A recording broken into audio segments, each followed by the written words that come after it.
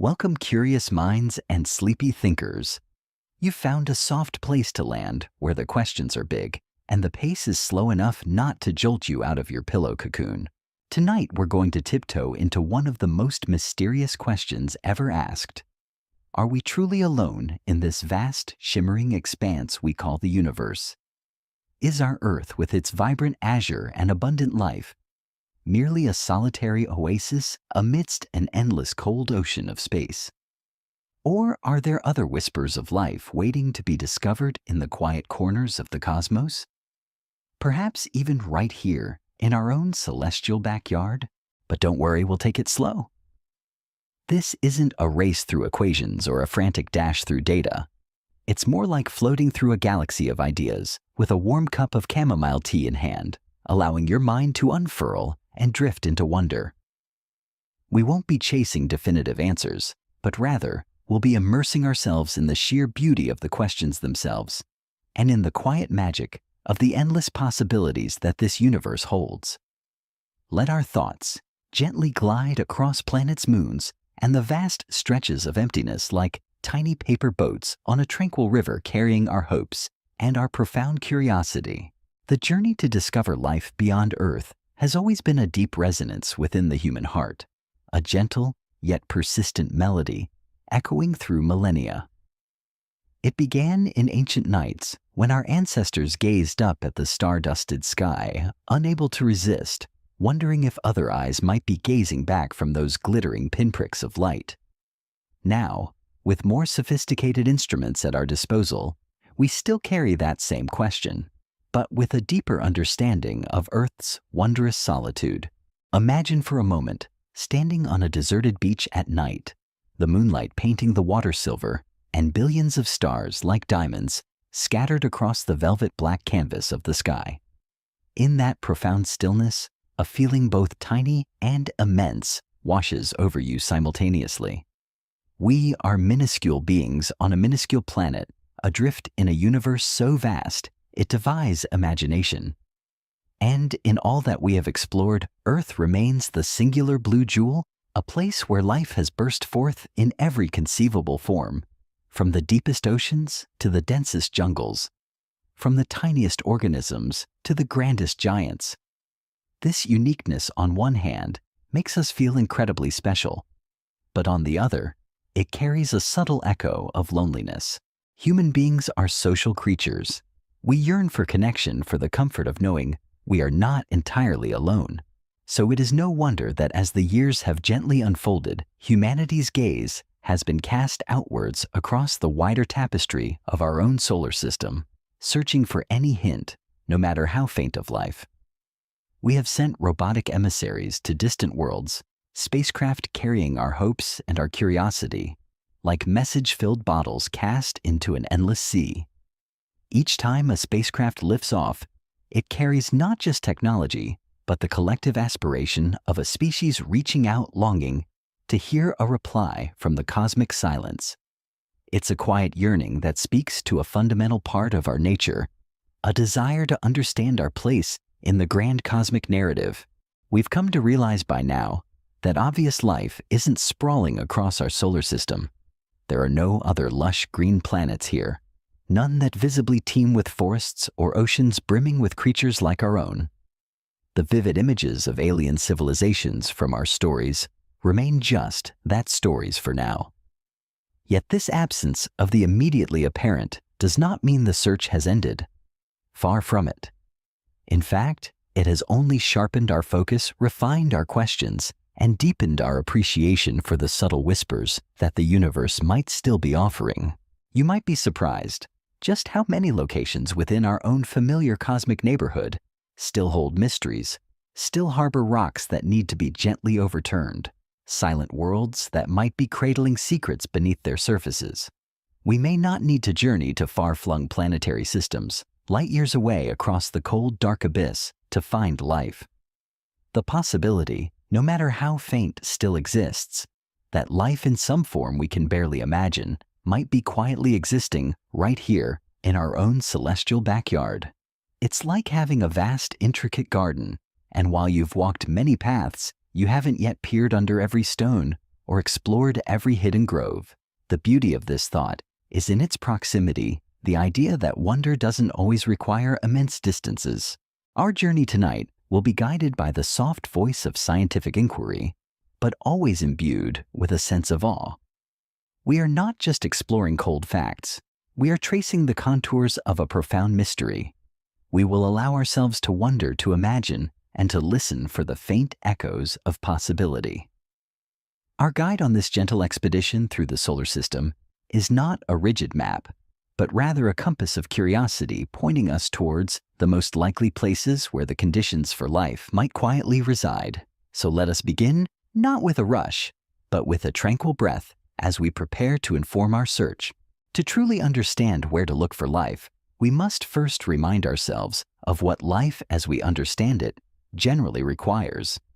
It's like preparing for a treasure hunt. You need to know what the treasure might look like, what conditions it thrives in. For us, the basic blueprints of life are rooted in a few fundamental needs, cornerstones upon which the intricate dance of biological processes can unfold. We'll delve into these foundational requirements, not as strict rules, but as guiding principles, gentle lampposts illuminating our path through the cosmic darkness. The first and perhaps most universally accepted factor that seems almost certain for life as we know it is liquid water. Imagine a quiet stream flowing through a lush forest on Earth.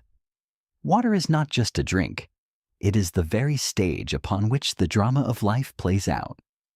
Think of it as the ultimate cosmic solvent, a magical liquid that can dissolve and carry countless compounds, bringing them together for the intricate chemical reactions that form the basis of all living things. Without it, the molecules of life would be locked away, unable to interact, unable to form the complex structures that underpin cells and organisms. Water is essential because biochemical reactions, the tiny intricate dances of molecules that allow life to function, can take place within its fluid embrace. It's like a bustling marketplace for chemicals where they can easily move, exchange, and combine. Water is also an excellent solvent, effortlessly dissolving and carrying nutrients and other vital compounds both into and out of cells. Think of it as the lifeblood of every cell, gently delivering the building blocks and carrying away the waste, maintaining that delicate internal balance so crucial for survival. It's the silent, tireless worker, making sure everything is in its right place at the right time. The profound importance of water is evident in the very fabric of all life forms on Earth. They are made primarily of water. For instance, our own human bodies are more than 60% water, a testament to its fundamental role. We are in essence walking, talking vessels of this precious liquid, our very existence intrinsically linked to its properties. This deep connection to water on our home planet leads scientists to a logical, gentle conclusion: locations where they expect to find life in our solar system are first and foremost places where liquid water can exist. This means places that are not so cold that water is permanently frozen solid, like an ancient unbreakable block of ice, nor so hot that it boils away instantly into a vapor escaping into the void. It needs to be just right, a delicate balance, a Goldilocks temperature, where water can flow freely, allowing the whispers of life to begin their intricate dance. It's a quiet hope that wherever we find liquid water, we might also find the delicate sparks of something living, however simple. The second major factor, almost certainly required for life, is an energy source. Imagine a tiny flickering candle flame in the darkness. That flame, however small, powers its own existence, driving its chemical processes. Life in all its forms needs energy to power its growth, its intricate chemical processes, and its ability to reproduce. Without a constant flow of energy, the delicate machinery of life would simply grind to a halt, like a clock without winding, or a fire without fuel. It's the engine that keeps the biological world running, the vital spark that ignites transformation.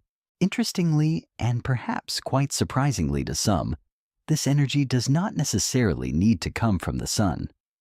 For a long time, the sun was seen as the grand orchestrator of all life on Earth, the ultimate source of warmth and light, feeding the great web of life through photosynthesis. It was the radiant heart of our world, powering everything from the smallest blade of grass to the largest whale. And indeed, for most of Earth's surface life, this remains profoundly true. The sun's energy is the generous gift that allows our vibrant ecosystems to flourish. However, as we have ventured into the deepest, darkest parts of our own oceans, places where the sun's light has never pierced, we have found something truly astonishing. Entire ecosystems that are completely independent from the sun.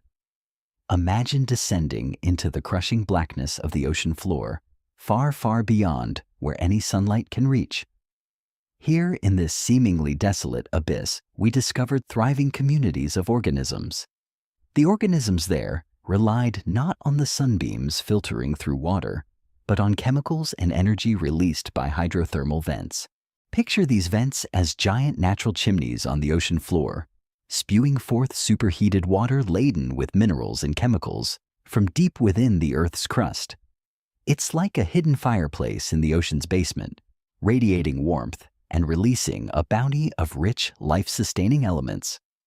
Bacteria there don't use photosynthesis, the process of capturing sunlight, but rather chemosynthesis. This is a different kind of magic, where they create energy for themselves by harnessing chemical reactions, turning the raw materials from the vents into the fuel they need to live and grow. It's a profound testament to life's adaptability, its ingenious capacity to find a way even in the most extreme and unexpected environments. These chemosynthetic bacteria form the very base of a unique food chain. They coat the vent surfaces, creating a rich living carpet. Then tiny creatures like amphipods and copepods graze on them directly, like microscopic livestock. Directly above them in this curious food chain are snails, shrimps, crabs, fish eels, and a host of other strange and wonderful creatures thriving in a world that would otherwise seem utterly desolate and lifeless. Here the temperature is astonishingly hot. The pressure is enormous enough to crush most things, yet life flourishes. It's a stark reminder that life isn't always delicate. It can be incredibly resilient, finding purchase in the harshest of conditions.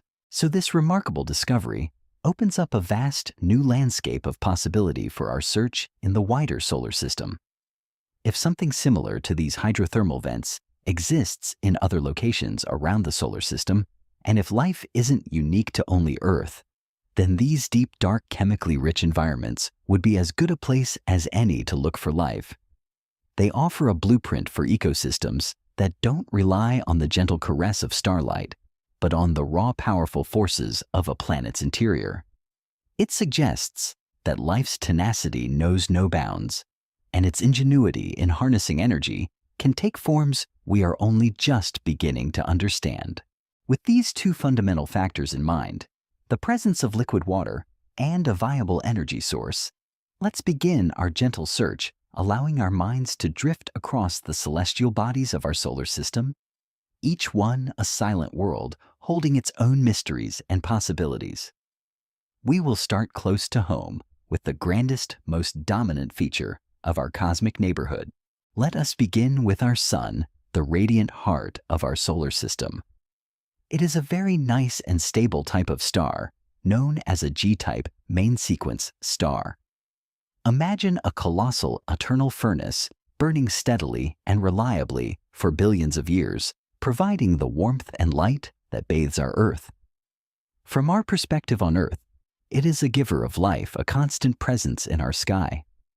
However, as a place to look for life itself, as far as we know it, is definitively not a good place. Its surface temperature hovers around thousands of degrees Celsius, an inferno of plasma and raw energy. Certainly, nothing like life on Earth, made of delicate carbon-based molecules and dependent on liquid water, could ever survive such an unimaginable heat. Our bodies would instantly vaporize, our very atoms ripped apart by the intense forces. It is a place of creation, yes, but not a place for the gentle unfolding of biological forms as we understand them. We would have to expand our concepts of what life could be to an almost incomprehensible degree.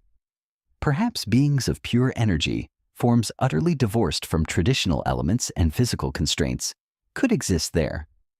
The renowned astrophysicist Neil deGrasse Tyson once said he wasn't opposed to the idea pondering whether life could exist as patterns in a star's plasma, perhaps existing as self-organizing currents of pure energy. It's a breathtaking thought, a true flight of imagination that pushes the very boundaries of our understanding of what being alive might mean. But even then, he acknowledged the possibility is extremely remote, bordering on the realm of pure speculation rather than scientific inquiry. So with a gentle nod to its magnificent power and its role as the ultimate source of light for our world, I think we can quietly leave the sun and move on. Its beauty lies in its power, not its hospitality for delicate life. Our search for familiar forms of life must lead us away from its searing embrace towards cooler, more structured worlds where the dance of chemistry might begin to form. We journey outwards, leaving the star behind, to the first rocky world that orbits closest to its fiery heart. Next, our gentle gaze falls upon Mercury, the swift messenger darting around the sun. Imagine a tiny scarred cannonball eternally bound to a dizzying orbit.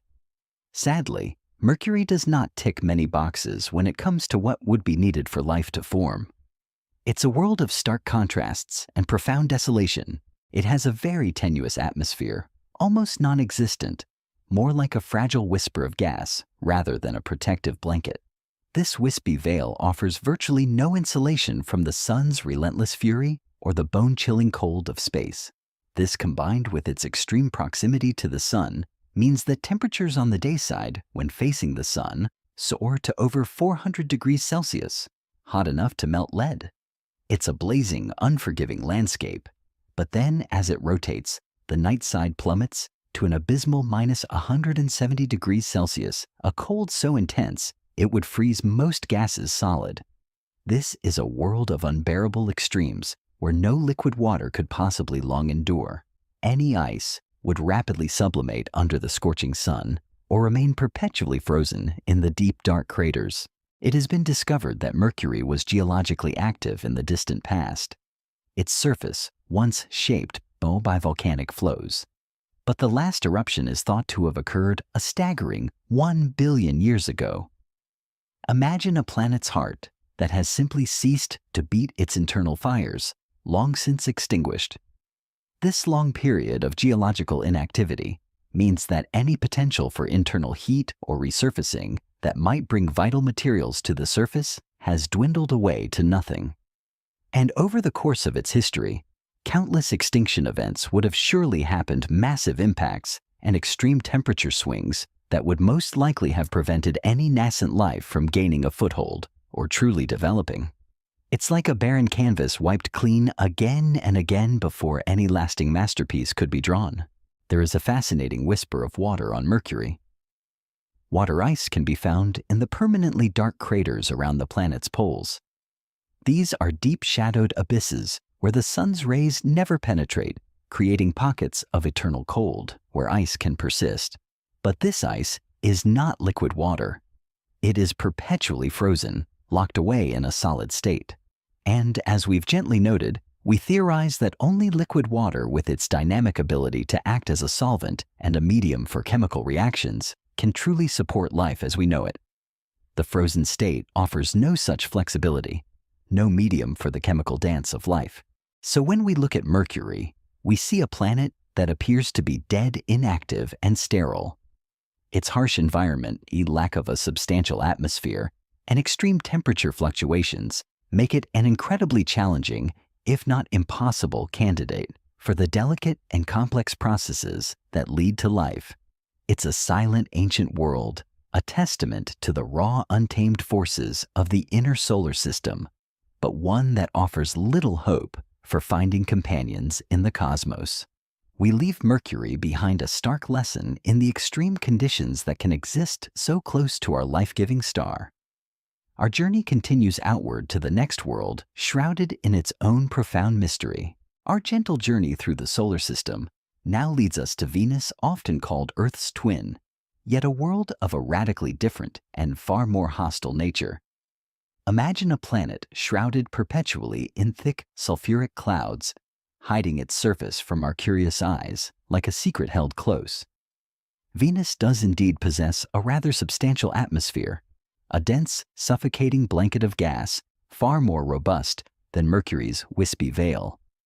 However, this very atmosphere is the problem, a cruel twist of fate for any hope of conventional life. The issue isn't just its proximity to the sun, though it is still not quite far enough away to be truly in the comfortable Goldilocks zone. That sweet spot where liquid water can easily exist on a planet's surface. On Venus's surface, it is even hotter than Mercury, searingly so.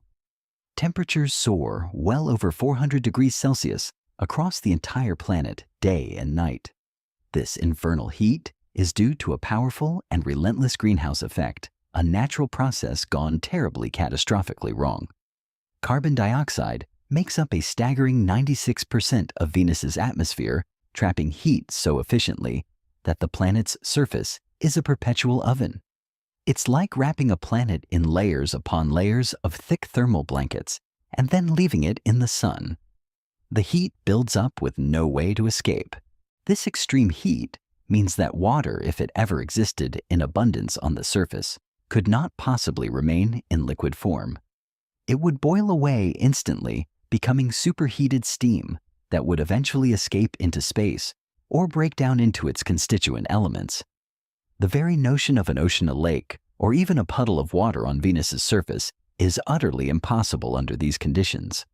So at first glance, you might be strongly tempted to simply pass Venus over as a potential home for life, dismissing it as another barren, fiery world, as unwelcoming as a blacksmith's forge.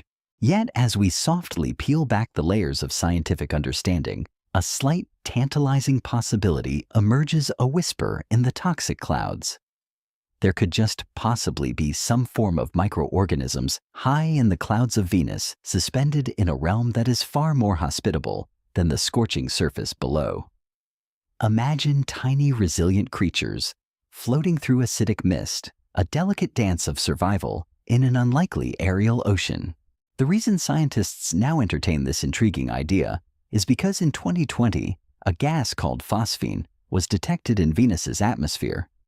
Phosphine is a molecule composed of one phosphorus atom and 3 hydrogen atoms. While phosphine can certainly come from a number of sources in nature, volcanic activity, lightning, or even meteorites, one of its most compelling origins here on Earth is by microbial life. Here, phosphine is typically a byproduct of anaerobic life, meaning organisms that thrive in environments without oxygen.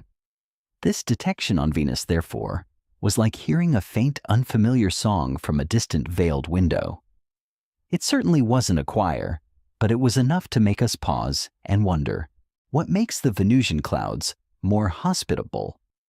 While still far from comfortable, the temperature and high pressure in the atmospheric layers, particularly around 50 to 60 kilometers above the surface, are much more benign than on the surface. Here, temperatures drop to a balmy 20-30 degrees Celsius, and the pressure is comparable to Earth's sea level. In these clouds, tiny droplets of sulfuric acid are abundant, and while this is certainly an extreme environment, some incredibly hardy microbes on Earth are known to thrive in highly acidic conditions. It's a testament to life's adaptability, its boundless capacity to find a niche wherever it possibly can. Could these hypothetical Venusian microorganisms use the intense UV light from the sun as an energy source, perhaps a different kind of photosynthesis adapted to the Venusian atmospheric conditions? Could they somehow protect themselves from the sulfuric acid, perhaps by encapsulating themselves in protective membranes, or by utilizing the acid as a part of their own unique chemistry? This possibility exists, a fragile thread of hope in Venus's otherwise infernal grasp. The discovery of phosphine hasn't definitively proven life on Venus, not by any means, but it has certainly opened a new captivating chapter in our search, reminding us that life often finds ways to exist in places we least expect, pushing the boundaries of what we deem possible. We leave Venus still largely shrouded in its mysteries, but now with a lingering question: What unseen life might truly float within its enigmatic clouds? Our gentle voyage now guides us to Mars, the red planet, a world that has captivated human imagination for centuries, inspiring countless stories of alien civilizations. Unlike the fiery embrace of Venus or the stark desolation of Mercury, Mars is situated rather nicely in the Goldilocks zone. It receives enough sunlight to potentially warm water, and it has an atmosphere, albeit a thin one. For a long time, Mars has stood out as our best hope for finding life within our immediate cosmic neighborhood. Its reddish hue, often associated with a dry, dusty landscape, nonetheless holds deeper secrets and tantalizing clues about a very different past. The big problem with Mars, the critical missing piece in its potential puzzle for sustaining life on its surface today, is the lack of a strong global magnetic field. Imagine our Earth as having an invisible shield, a powerful magnetic bubble generated by the churning molten iron in its core. This magnetic field is like a silent guardian, constantly deflecting the fierce solar wind, a stream of energetic particles constantly blasted from the sun. This shield prevents the solar wind from stripping away the precious particles in our upper atmosphere, preserving our breathable air and protecting our water. Because Mars doesn't have this magnetic shield, or at least not a powerful global one like Earth's, its atmosphere has been relentlessly stripped away over billions of years. It's like a slow cosmic erosion, with the sun's breath gradually eroding the very air from the planet's grasp. All but the heaviest molecules have been lost to space, leaving behind a thin, wispy atmosphere consisting mostly of 96% carbon dioxide, a far cry from the life-sustaining air we breathe. This atmospheric loss is a profound tragedy for Mars, a silent testament to the devastating effects of not having that protective magnetic embrace. At one point in its distant history, however, Mars was a very different place. It did have substantial surface water flowing freely, carving out vast river networks and filling deep lake beds. The evidence of this watery past is etched directly onto its reddish landscape, visible even today through our telescopes and robotic explorers. We see intricate patterns of dried-up riverbeds, channels that once held rushing currents, and vast ancient lake basins that once shimmered under a thicker, warmer Martian sky. It's like finding the dried-up skeleton of a once mighty river, a poignant reminder of a vibrant past. These geological features are undeniable proof that Mars once had the key ingredient for life-abundant liquid water on its surface. However, today, that water, at least on the surface, has gone. It has either escaped into space, frozen solid beneath the surface, or sublimated into the thin atmosphere. And if there was any life on the surface when that water flowed, it has most likely gone to succumbing to the harsh desiccation, the intense radiation, and the extreme cold that now dominates the Martian environment. It's a sad, quiet thought, a potential ancient ecosystem lost to the ravages of time and cosmic forces. Despite this seemingly bleak present, scientists have been incredibly keen to find evidence of past or even present life on Mars, turning over every digital rock and sifting through every grain of Martian dust. The early Viking missions in the 1970s, pioneering robotic explorers, looked for direct signs of microbial activity in the Martian soil. While their results were ambiguous and ultimately interpreted as non-biological, they opened the door for more sophisticated investigations. More recently, our rovers, like Curiosity and Perseverance, currently exploring the Martian surface, have been looking for methane in the atmosphere. Methane is often a byproduct of biological processes here on Earth, like those from microbes. The presence of methane in the Martian atmosphere, even in trace amounts, is therefore an intriguing biosignature, a potential whisper of current life. However, so far these rovers and orbiters have only found traces of evidence, hints, rather than definitive proofs. The methane levels fluctuate, and its source is still a mystery. It could be geological, or it could indeed be biological. The scientific community isn't quite able to agree on the precise quantity of methane gas or where it comes from, and while life is a definite possibility, other explanations cannot yet be ruled out. This ambiguity is both frustrating and exciting. It means the mystery endures and the search must continue with even greater determination. But NASA, the intrepid space agency, is not deterred. Finding solid, undeniable evidence of life on Mars is now one of their primary objectives, a guiding star in their ambitious plans. This unwavering focus clearly suggests they believe there is still a very good chance of finding something there, perhaps hidden away patiently, waiting to be discovered. Their commitment is a testament to the enduring allure of Mars, a planet that continues to whisper its secrets to us, inviting us to look deeper, to explore further. Indeed, there are a few tantalizing signs that life could have existed, or perhaps still does, on Mars. Beyond the atmospheric methane, which, as we discussed, is a powerful but elusive clue, there are other whispers from the red dust. We also possess a precious collection of 34 meteorites that originated from Mars. These are incredibly valuable fragments of Mars that were blasted into space by ancient impacts and then by a cosmic stroke of luck found their way to Earth. They are the only actual physical samples from Mars that we possess, offering direct windows into its composition and history. A few of these meteorites in particular even contain what looks strikingly similar to fossilized bacteria. Imagine examining a tiny speck of rock under a powerful microscope and seeing structures that eerily resemble the ancient petrified remains of microscopic life. These formations are much smaller than any terrestrial bacteria on Earth, which has led to considerable debate. While incredibly exciting, this is not conclusive evidence, however. Even these intriguing formations can be explained by purely natural geological processes, mimicking biological structures without actually being alive. The scientific process, in its beautiful rigor, demands higher standards of proof. The initial excitement often gives way to meticulous, sometimes frustrating investigation, as we carefully separate wishful thinking from genuine discovery. At this point in time, then, there are a couple of possible places where we might still hope to find life on Mars, hidden from the harsh surface conditions. The first, and perhaps most promising, would be about 10 meters under the surface.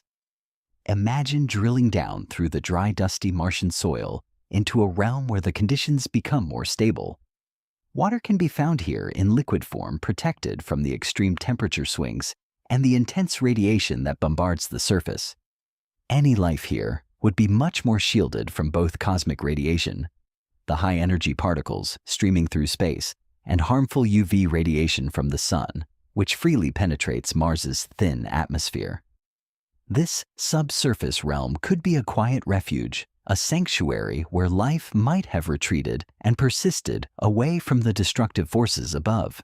It's like finding a hidden cave beneath a desolate desert where a spring still flows, offering a haven.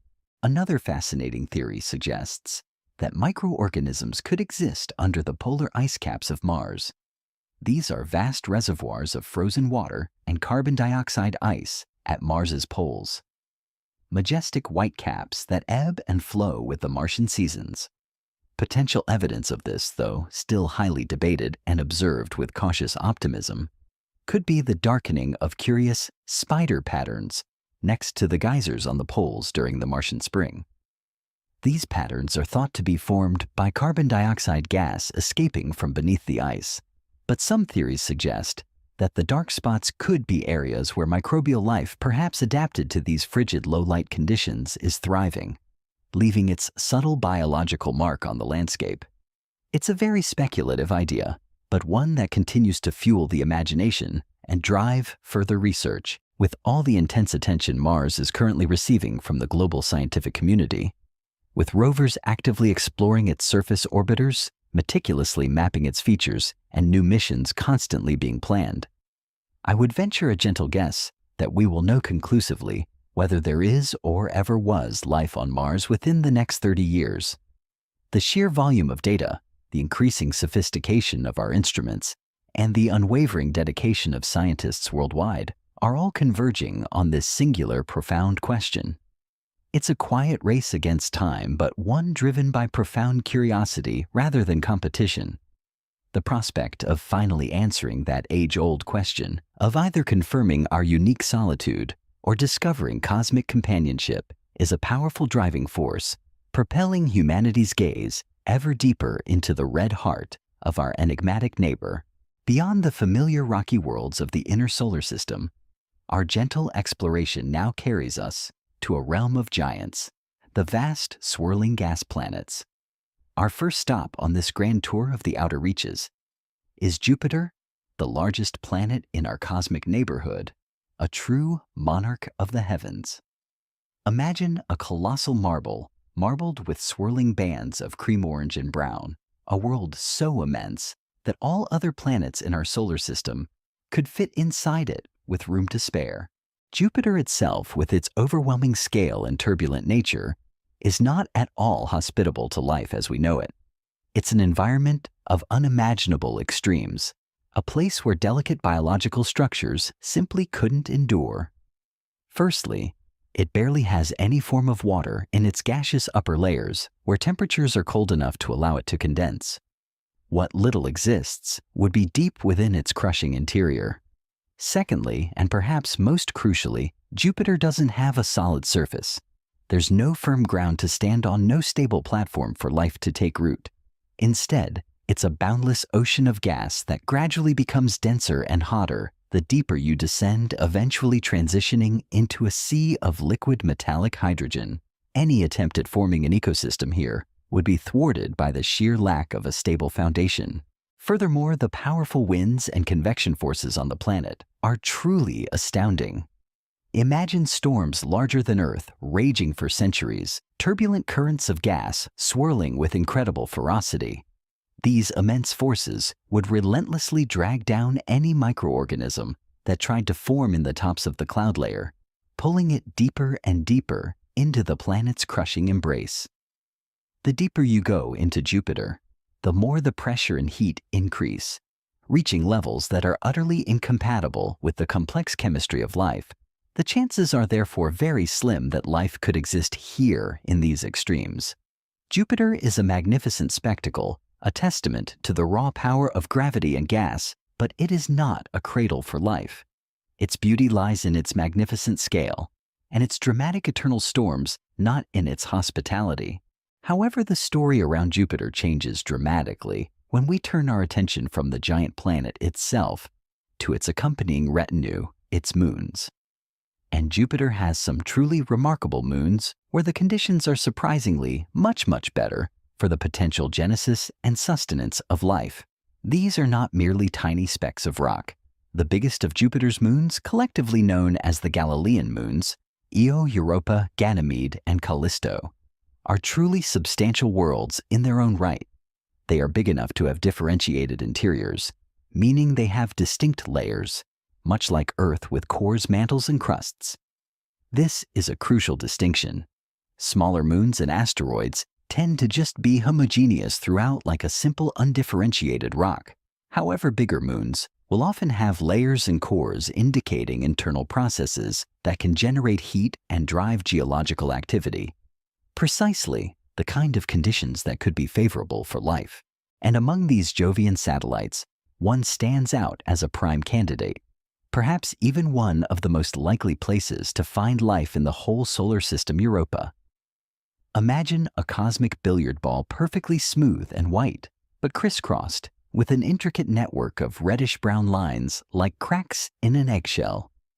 This second of Jupiter's Galilean moons is a world of ice, but it's what lies beneath that icy crust that truly captures our imagination. The crust of Europa looks extremely unusual with these fault lines, or lineage, running all over its surface. These aren't just superficial cracks. They speak to profound internal dynamics. This is because the crust is actually made of water ice, miles and miles thick, acting like a colossal frozen lid. And beneath this massive ice sheet is believed to be a vast liquid water ocean that spans the entire moon, a global sea, hidden from the harsh radiation of space and the cold vacuum. It's a concept that sends shivers of excitement down a scientist's spine. An entire ocean, perhaps larger than all of Earth's oceans, combined concealed beneath an icy shell. The evidence for this hidden ocean has been building for decades, piece by gentle piece, like assembling a cosmic jigsaw puzzle. One compelling piece of evidence can be seen through the rotation of the crust. Europa's icy shell appears to have rotated slightly relative to its core thought, to have moved by up to 80 degrees over geological time.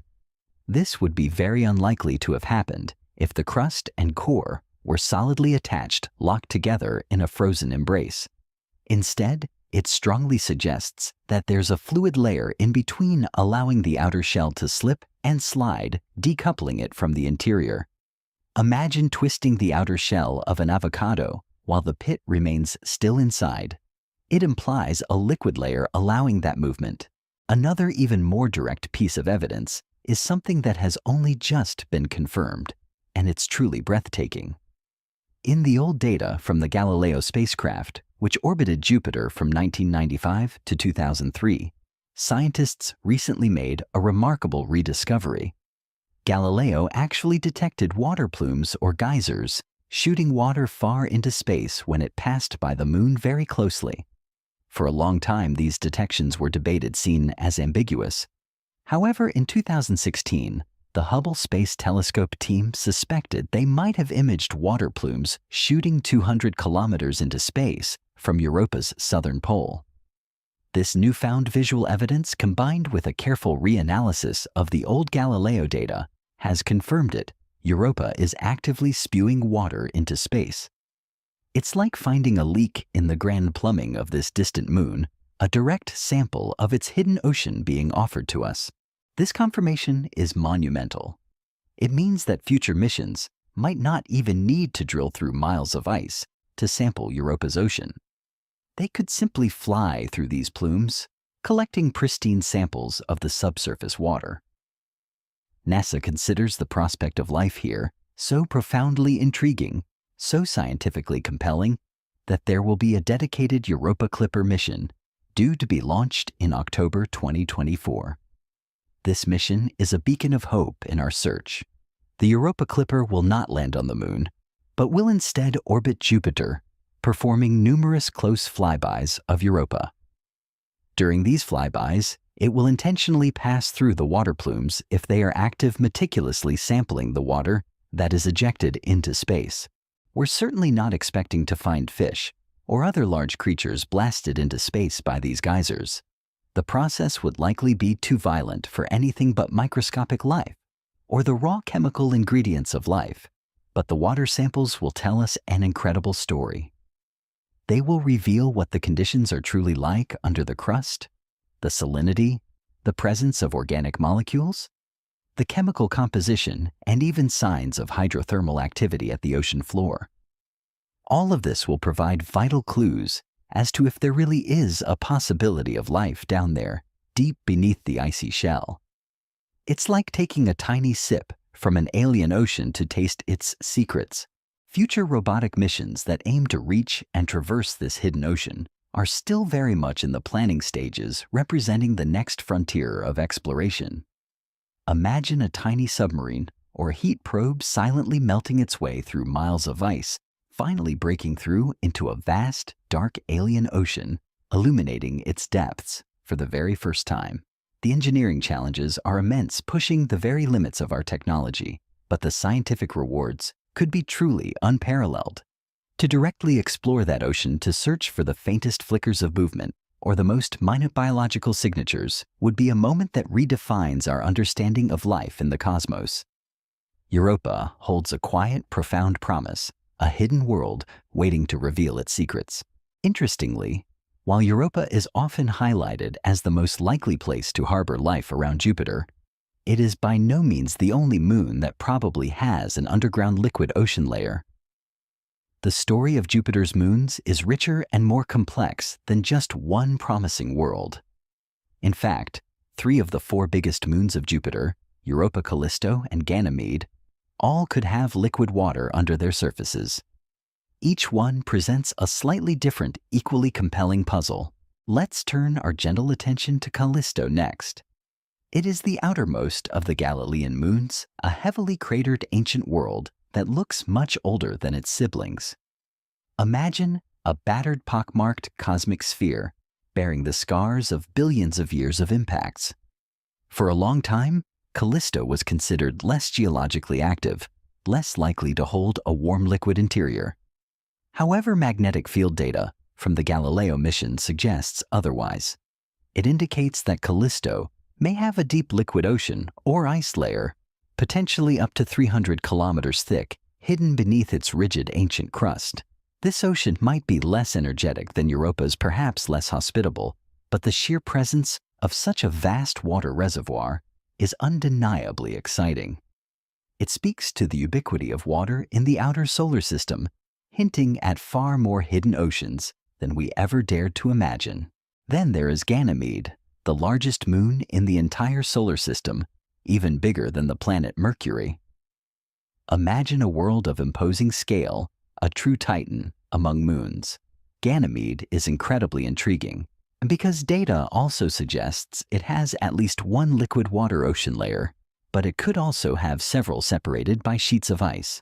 Picture a giant layered cake with layers of ice interspersed with layers of liquid water, stacked deep within its interior. This complex structure hinted at by its own magnetic field? Ganymede is the only moon in the solar system so known to generate its own magnetic field. Suggesting a fluid dynamic core makes it a fascinating target for exploration. Ganymede is probably the second most promising moon of Jupiter, right after Europa when it comes to the potential for life. The reason for this heightened promise lies in a crucial detail. The bottommost water layer in Ganymede's complex internal structure could potentially be touching rock. This is a profoundly important factor for life to exist, as we understand it. On Earth, life often thrives where water and rock meet, particularly around underwater volcanoes or hydrothermal vents. The rock provides essential minerals, chemical gradients, and a source of heat and energy through geological activity. Without this water-rock contact, an ocean might be just pure water, lacking the vital ingredients and energy sources needed to kickstart and sustain complex chemical reactions that lead to biology. Ganymede's potential for this interaction makes it a truly compelling target in our search. As mentioned, Ganymede is already the biggest moon in the solar system, but the data also suggests that its underground ocean could also be the largest, a truly immense reservoir of liquid water. This sheer scale expands the potential habitat for life dramatically. And in exciting news, Ganymede will also be getting its own dedicated mission, this time from ESA, the European Space Agency. The JUICE Jupiter Icy Moons Explorer mission is set to arrive in the Jupiter system about the same time as NASA's Europa Clipper, around 2031. JUICE will perform multiple flybys of Ganymede as well as Europa and Callisto, meticulously studying their interiors and potential oceans. This collaborative effort between space agencies highlights the global scientific commitment to unraveling the secrets of these icy worlds, a shared quest for knowledge that transcends borders. You may be gently asking yourself, why do these liquid oceans form under the surface of these moons, especially when they are so far from the sun? Surely being so distant means these moons should be frozen solid ancient blocks of ice with no hope of internal warmth. This is a very good question, and the answer reveals some of the beautiful, powerful mechanics at play in our solar system. One predominant thought at the moment is that the moons generate heat through something called tidal forces from Jupiter. Imagine Jupiter's immense gravitational pull constantly tugging and stretching its moons as they orbit, much like the moon causes tides on Earth. This constant flexing and kneading of the moon's interiors generates friction, and friction creates heat. It's like repeatedly bending a metal paperclip back and forth. Eventually, it gets warm. For moons like Io, which is incredibly close to Jupiter, these tidal forces are so immense that they drive extreme volcanism, making Io the most volcanically active body in the solar system. For Europa, Ganymede, and Callisto, the forces are less extreme but still significant enough to provide a crucial internal heat source, preventing their vast subsurface oceans from freezing solid. Along with tidal forces, a fascinating, more recent idea suggests that these moons might also generate heat through something called Rossby waves, also known as planetary waves.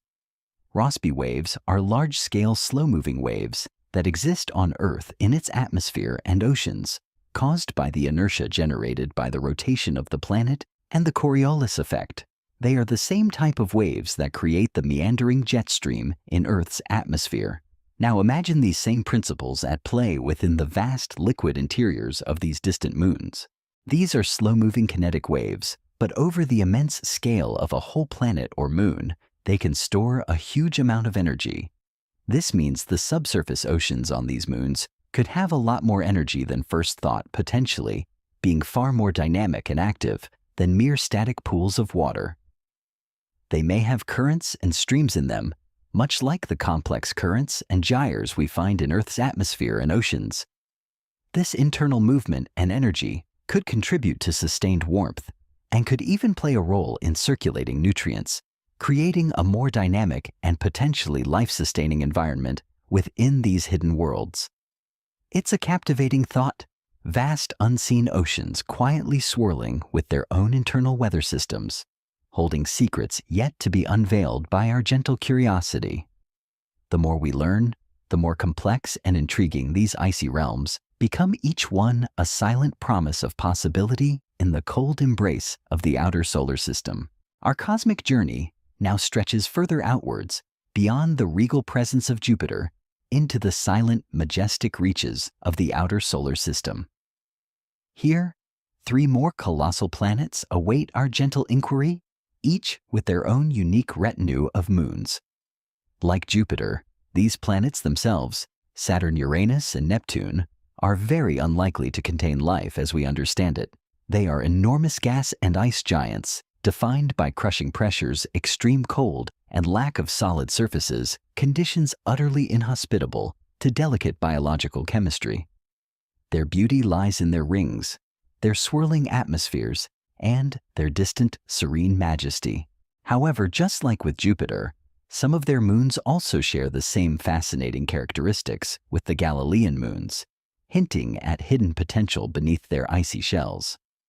As our gaze extends into these colder, more remote regions, certain moons stand out as beacons of possibility. Among them, Rhea, the second largest moon of Saturn, has long been suspected of harboring a subsurface ocean.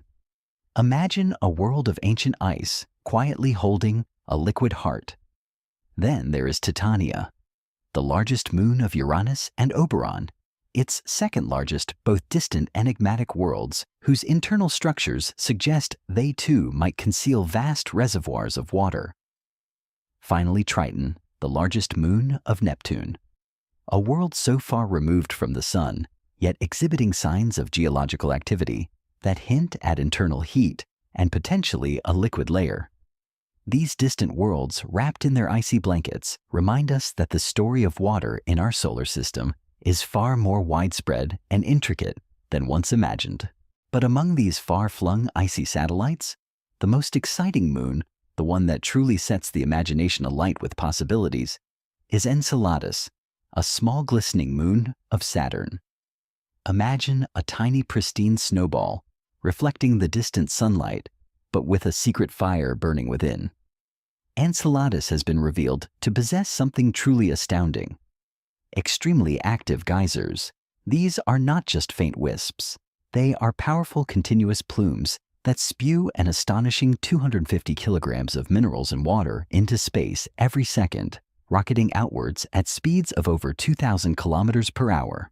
It's like a colossal, invisible fountain of cosmic champagne erupting ceaselessly from its southern pole. This tiny moon ejects so much material into space that it has actually formed one of Saturn's rings, the E-ring, a diffuse, shimmering halo of ice particles. This continuous ejection means that Enceladus is not merely a frozen ball of ice.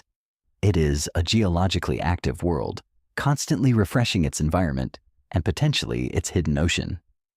The most remarkable encounter with these plumes came from the Cassini spacecraft, a magnificent orbiter that used to gracefully dance around Saturn for years. Cassini was able to boldly pass directly through these water plumes, sampling the ejected material in situ a truly unprecedented feat of exploration. What Cassini detected within those icy plumes was nothing short of revolutionary: carbon, hydrogen, nitrogen, and oxygen. These are all key components of life as we know it, the very building blocks from which proteins, DNA, and the complex machinery of cells are made. To find them actively being ejected from a moon so far from the sun was a monumental discovery. It's like finding all the ingredients for a complex meal already mixed and waiting in an unexpected pantry. Furthermore, Cassini data strongly indicated the presence of silica nanoparticles within the plumes, which are likely formed when hot water interacts with rock on the ocean floor, hinting at active hydrothermal vents. This is precisely the kind of water-rock interaction we discussed earlier as being crucial for providing minerals and energy to a potential subsurface ecosystem. The evidence for heat being generated under the ice crust truly surprised Cassini scientists. Before Cassini's close flybys, Enceladus was thought to be a relatively inert frozen body, but the plumes themselves are irrefutable proof of internal heat warming the water beneath the ice. There are also the mysterious tiger stripes of Enceladus, 4 massive canyon-like depressions, each about 130 kilometers long and 500 meters deep, that run alongside each other on Enceladus's southern surface. These linear fractures are not just geological features. They are home to a lot of cryovolcanism, the eruption of volatile materials like water, ammonia, or methane instead of molten rock. They are warmer than they should be if they were heated only by faint sunlight, providing further evidence of ongoing geological activity and internal heat radiating from within.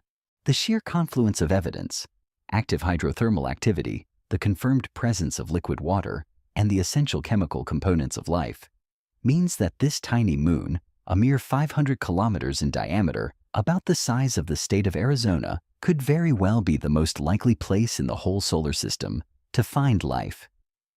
It's a humble, unassuming world that holds a colossal secret, a beacon of hope shining faintly in the distant reaches of Saturn's realm.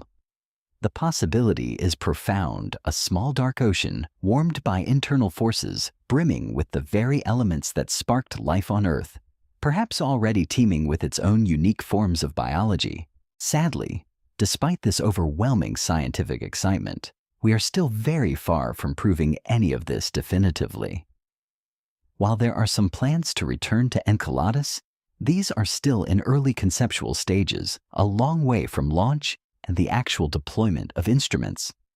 The ambitious missions currently on the horizon, like Europa Clipper and JUICE, are set to explore Jupiter's icy moons from above, sampling their plumes and mapping their interiors. But actually exploring the oceans of Enceladus, sending a probe to melt its way through miles of ice and descend into that hidden alien sea, is still a very long way off.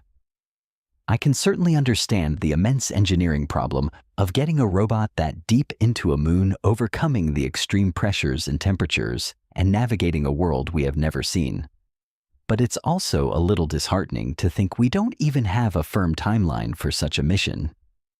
No clear path to definitively answer the quiet whispers that Enceladus offers. This patient waiting is a part of scientific exploration, a testament to the grand scale of the universe and the slow, deliberate pace of discovery. But the anticipation remains a silent yearning for the day we can finally peer into that dark, warm ocean. Our cosmic journey now stretches beyond the majestic gas and ice giants and their captivating moons into the even more distant and enigmatic realm of the dwarf planets. These are smaller celestial bodies, not quite large enough to clear their orbits of other debris, but substantial enough to be spherical and hold their own gravitational sway. Imagine small icy pearls scattered at the very fringes of our solar system, dimly lit by the distant sun. Worlds like Pluto, once considered a full planet, and its distant cousins Eris and Sedna dwell in the frigid twilight zone far beyond Neptune. If these dwarf planets follow the patterns we are increasingly seeing in the larger icy moons of Jupiter and Saturn, then they too could very well possess hidden liquid water oceans under their surfaces. the same principles of internal heating from radioactive decay tidal forces, though less pronounced in these distant, less gravitationally active regions, or even the remnants of formation heat, could keep water liquid deep within. Pluto famously visited by the New Horizons, spacecraft revealed a surprisingly active surface with signs of cryovolcanism and resurfacing, hinting at internal dynamism that could support a subsurface ocean. Eris and Sedna, even further out, remain largely unexplored, their potential secrets still tightly held.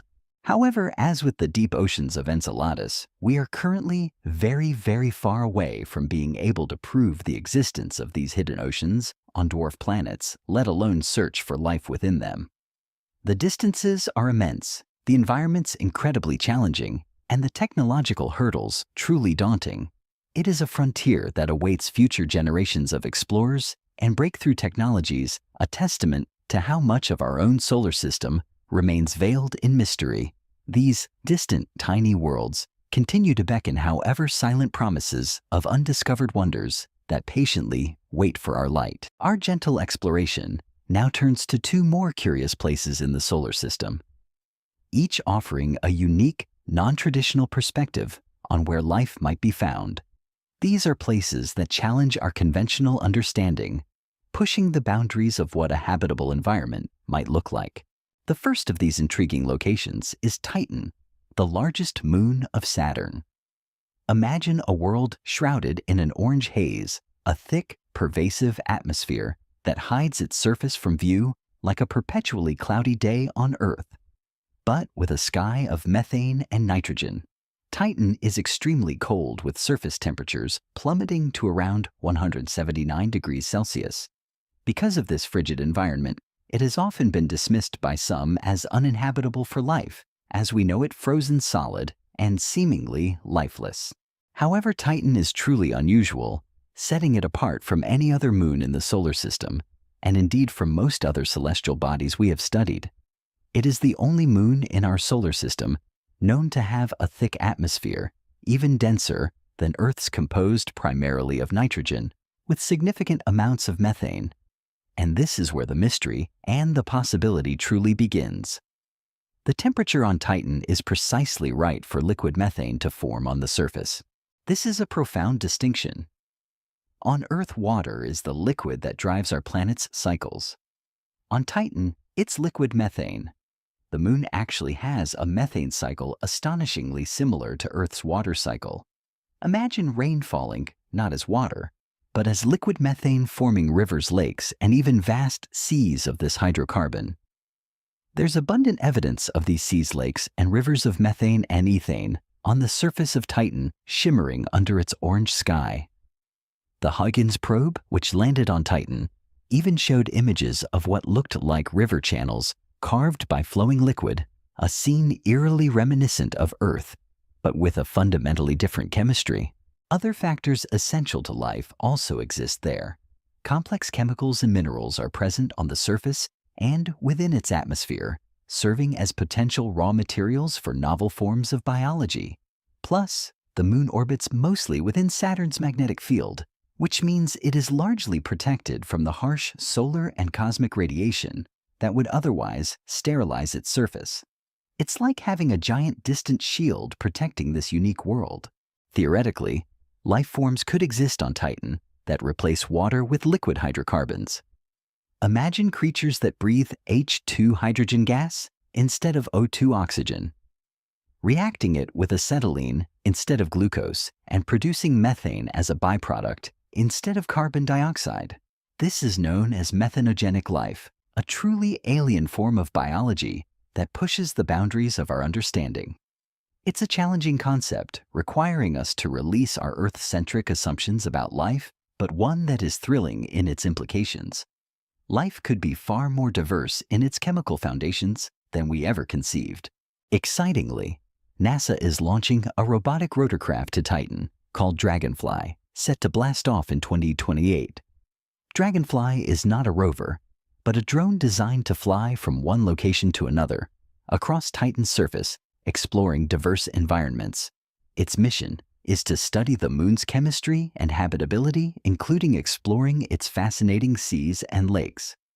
If it flies above the methane lakes, and by some incredible twist of fate, spots something splashing around there, or detects unique chemical signatures that can only be explained by life, perhaps we'll have a definitive answer to the question of alien life sooner than we thought. It's a bold, ambitious mission, and its findings will undoubtedly reshape our understanding of what constitutes a habitable world.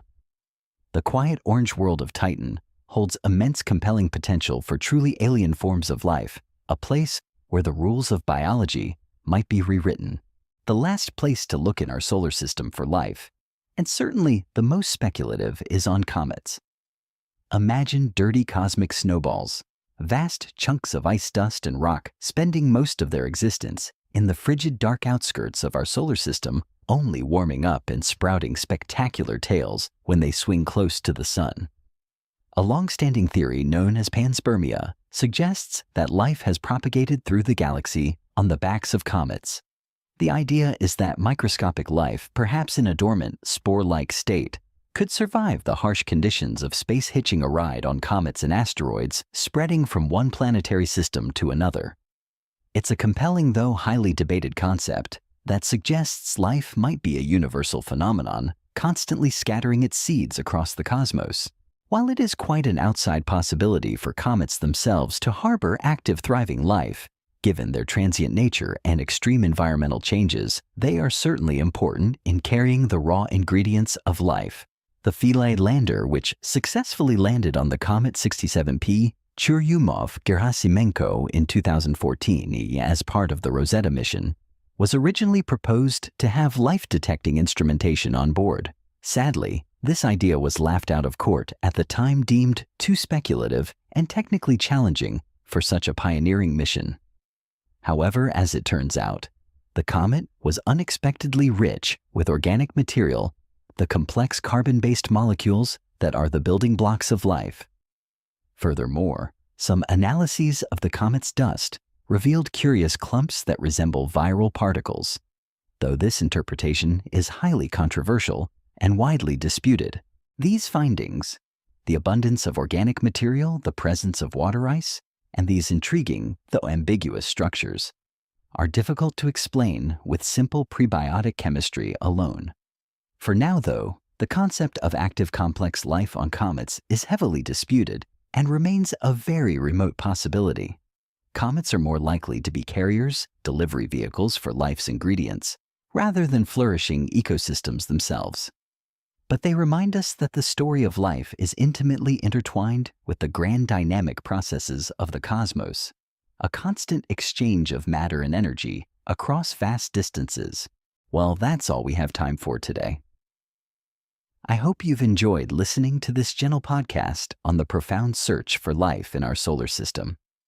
We've drifted from the scorching inferno of the sun to the hidden warm oceans of distant moons, glimpsed the ghost of water on Mars, and even imagined life floating in alien methane seas.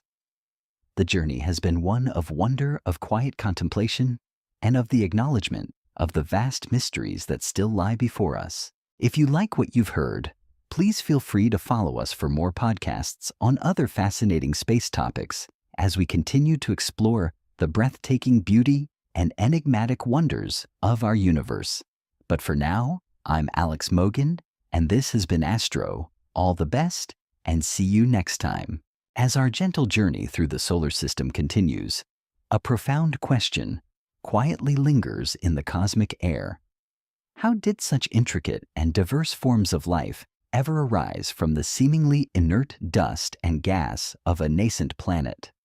This isn't a question we can answer definitively, but it's a beautiful mystery, one that leads us to consider the very origins of life, a concept known as abiogenesis. Imagine for a moment the early Earth, a turbulent volcanic world bombarded by asteroids and comets, its atmosphere thick with gases quite different from the oxygen-rich air we breathe today. Yet somewhere amidst this primordial chaos, the first spark of life ignited. Scientists theorize that life emerged from non-living matter through a series of natural processes, a slow, patient dance of chemistry. It wasn't a sudden magical leap, but rather a gradual self-organization of increasingly complex molecules. Imagine a vast, primeval soup, not of broth, but of simple chemical compounds energized by lightning volcanic heat and the sun's harsh ultraviolet radiation. In this energetic crucible, simple inorganic molecules began to form more complex organic ones, the building blocks of life, such as amino acids, which are the fundamental units of proteins. It's like finding a few scattered Lego bricks, and then through sheer chance and repeated attempts, they begin to spontaneously assemble into more intricate shapes. A key step in this grand unfolding was the formation of polymers, long chains of these organic building blocks. Think of them as tiny strings of beads, where each bead is an amino acid. These polymers, such as early proteins and nucleic acids, like the precursors to RNA and DNA, possess the remarkable ability to carry information and even catalyze chemical reactions. The challenge lies in how these delicate molecules could have formed and survived in the turbulent early environment, and how they eventually gained the astonishing ability to self-replicate. This self-replication is the very essence of life, the capacity to make copies of oneself, passing on information from one generation to the next. Imagine a tiny fragile mirror in that primordial soup, capable of creating another tiny fragile mirror just like itself. This capacity for self-replication is often considered the defining moment, the fundamental shift from mere chemistry to the beginnings of biology. The RNA world hypothesis is one leading theory that attempts to explain this critical step.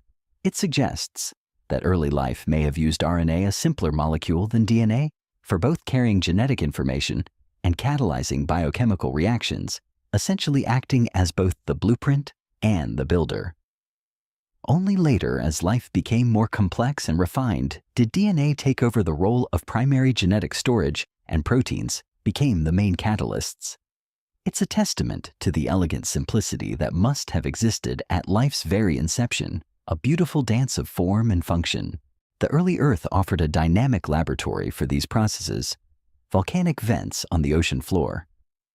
Much like the hydrothermal vents we discussed earlier, could have provided both the heat and the chemical ingredients necessary for these complex molecules to form and self-assemble. Clay minerals, with their intricate layered structures, might have acted as tiny templates or scaffolds upon which these organic molecules could concentrate and polymerize. Imagine tiny cosmic workshops hidden deep beneath the waves, where the raw materials of the universe were being patiently shaped into the first whispers of living things. The journey from simple self-replicating molecules to the first single-celled organisms, the universal common ancestor from which all life on Earth sprang, was another colossal leap.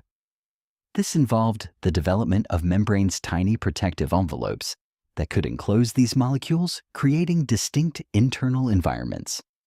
Imagine a microscopic bubble carefully guarding its precious contents from the chaotic external world, allowing for a controlled chemical environment to develop within. These early cells were simple yet revolutionary, marking the boundary between the non-living and the living, a fundamental partitioning of the universe into us and them. These foundational concepts of abiogenesis, though still fraught with many unanswered questions, are crucial for our extraterrestrial search. If life on Earth arose from specific chemical and environmental conditions, then perhaps similar conditions or analogous ones could spark life elsewhere. It means we are looking not just for water and energy, but for the chemical precursors, the right kinds of minerals and stable environments where delicate self-organizing processes could begin. It implies that the universe might be teeming with the potential for life, waiting for the right cosmic ingredients to combine in the right way. This grand narrative of life's origin on Earth humbles us, reminding us that we are the product of billions of years of cosmic and chemical evolution. It also broadens our perspective, urging us to consider that life elsewhere might not look exactly like us, or even like the simplest bacteria we know. It might have found fundamentally different chemical pathways, utilizing different solvents or different energy sources. The universe is vast and infinitely creative, And the dance of abiogenesis might have many different rhythms, many different melodies. We must keep our minds open, like empty vessels, ready to receive whatever new forms and processes the cosmos might reveal. The search for life, therefore, is not just a search for familiar echoes, but a quest for the unexpected, a journey into the boundless creativity of the universe itself, as we gently expand our search beyond the immediate vicinity of our sun and the familiar rocky worlds. We encounter celestial bodies that exist in a kind of twilight zone, far from the sun's direct warming embrace, yet possessing hidden sources of heat. These are the icy moons of the outer solar system, the true frontiers of astrobiological exploration. Here the sun is a distant bright star, its light too weak to sustain liquid water on the surface. Yet, as we have already hinted with Europa and Enceladus, these worlds harbor secrets beneath their frozen shells, challenging our Earth-centric assumptions about where life can thrive. The concept of a subsurface ocean becomes paramount in these cold, distant realms. Imagine a colossal insulating blanket of ice, miles and miles thick, acting as a protective barrier against the harsh vacuum of space and the intense cold. Beneath this icy shield, internal heat sources can keep vast quantities of water in a liquid state. This internal heat doesn't come from the sun, but from the gravitational ballet of the giant planets these moons orbit, or from the slow, steady decay of radioactive elements within their rocky cores. This means life, if it exists, would be completely independent of starlight, a testament to its boundless adaptability. Consider the profound implications of such hidden oceans. They are shielded from the harmful radiation that permeates open space radiation that could sterilize any surface environment. They are also insulated from the extreme temperature swings and direct impacts from meteorites that often plague exposed surfaces. This creates a remarkably stable and protected environment, a constant, gentle embrace for billions of years, offering the kind of long-term stability that life often needs to develop and evolve. It's like finding a warm, quiet cave in the midst of a raging blizzard, a sanctuary where life can safely unfold its intricate processes. The primary energy source for these subsurface ocean environments is often tidal heating. As a moon orbits a massive planet like Jupiter or Saturn, the planet's immense gravity pulls on the moon. This gravitational pull is not uniform across the moon. The side closest to the planet experiences a stronger pull than the side farthest away. As the moon follows its elliptical orbit, this differential gravitational force causes the moon to be constantly stretched and squeezed, flexing and kneading its interior. This constant deformation generates enormous amounts of internal friction, much like repeatedly bending a plastic ruler until it warms up. This friction in turn produces heat, which is then transferred to the water beneath the ice, keeping it liquid. For moons like Europa and Enceladus, this tidal heating is incredibly efficient and powerful enough to sustain vast global oceans. Io, Jupiter's innermost Galilean moon, experiences such extreme tidal heating that it is the most volcanically active body in the entire solar system, constantly erupting lava. While less extreme on Europa and Enceladus, the principle is the same. The gentle tug-of-war with their parent giants generates the vital warmth needed to melt the ice and create liquid realms. It's a beautiful, intricate cosmic dance where gravity, the invisible hand of the universe, provides the energy for life's potential. Beyond tidal heating, another internal heat source can come from the radioactive decay of elements within the moon's rocky core. Deep within the core of a moon, elements like uranium, thorium, and potassium are slowly, steadily decaying, releasing heat as they transform into more stable elements. This process, similar to how Earth's core stays hot, provides a long-lived and consistent source of warmth independent of any external forces, while usually not as powerful as intense tidal heating. It can contribute significantly to maintaining a liquid ocean over geological timescales, offering a constant, gentle warmth. The presence of a rocky core in these icy moons is therefore incredibly important. It's not just about the water, it's about the water interacting with the rock. If the liquid water ocean directly contacts a rocky seafloor, it opens up the possibility of hydrothermal activity, much like the deep-sea vents on Earth. Imagine volcanic vents driven by internal heat, spewing mineral-rich superheated water into the ocean. These vents provide chemical energy and essential minerals, creating chemical gradients that can fuel chemosynthetic life forms. On Earth, these hydrothermal vent ecosystems are vibrant oases in the deep ocean, teeming with life utterly independent of the sun's energy. This model provides a compelling blueprint for how life could potentially thrive in the dark, cold oceans of distant moons. The chemistry of these rock-water interactions is vital. As hot water circulates through the rock, it dissolves minerals, bringing elements like sulfur iron and various silicates into the ocean. These dissolved chemicals provide the necessary building blocks and energy sources for chemosynthetic bacteria, which form the base of the food chain. Such bacteria can then be consumed by larger, more complex organisms, just like the deep-sea creatures we found on Earth. It's a complete, self-sustaining ecosystem model entirely contained within the moon's interior, a hidden world waiting to be explored. The discovery of these potential subsurface oceans has fundamentally shifted our understanding of where life might exist. Previously, the habitable zone was strictly defined as the region around a star where liquid water could exist on a planet's surface. Now we understand that this definition is too narrow. The presence of internal heating mechanisms means that habitable environments can exist far outside the traditional habitable zone, deep within the cold, dark reaches of the solar system.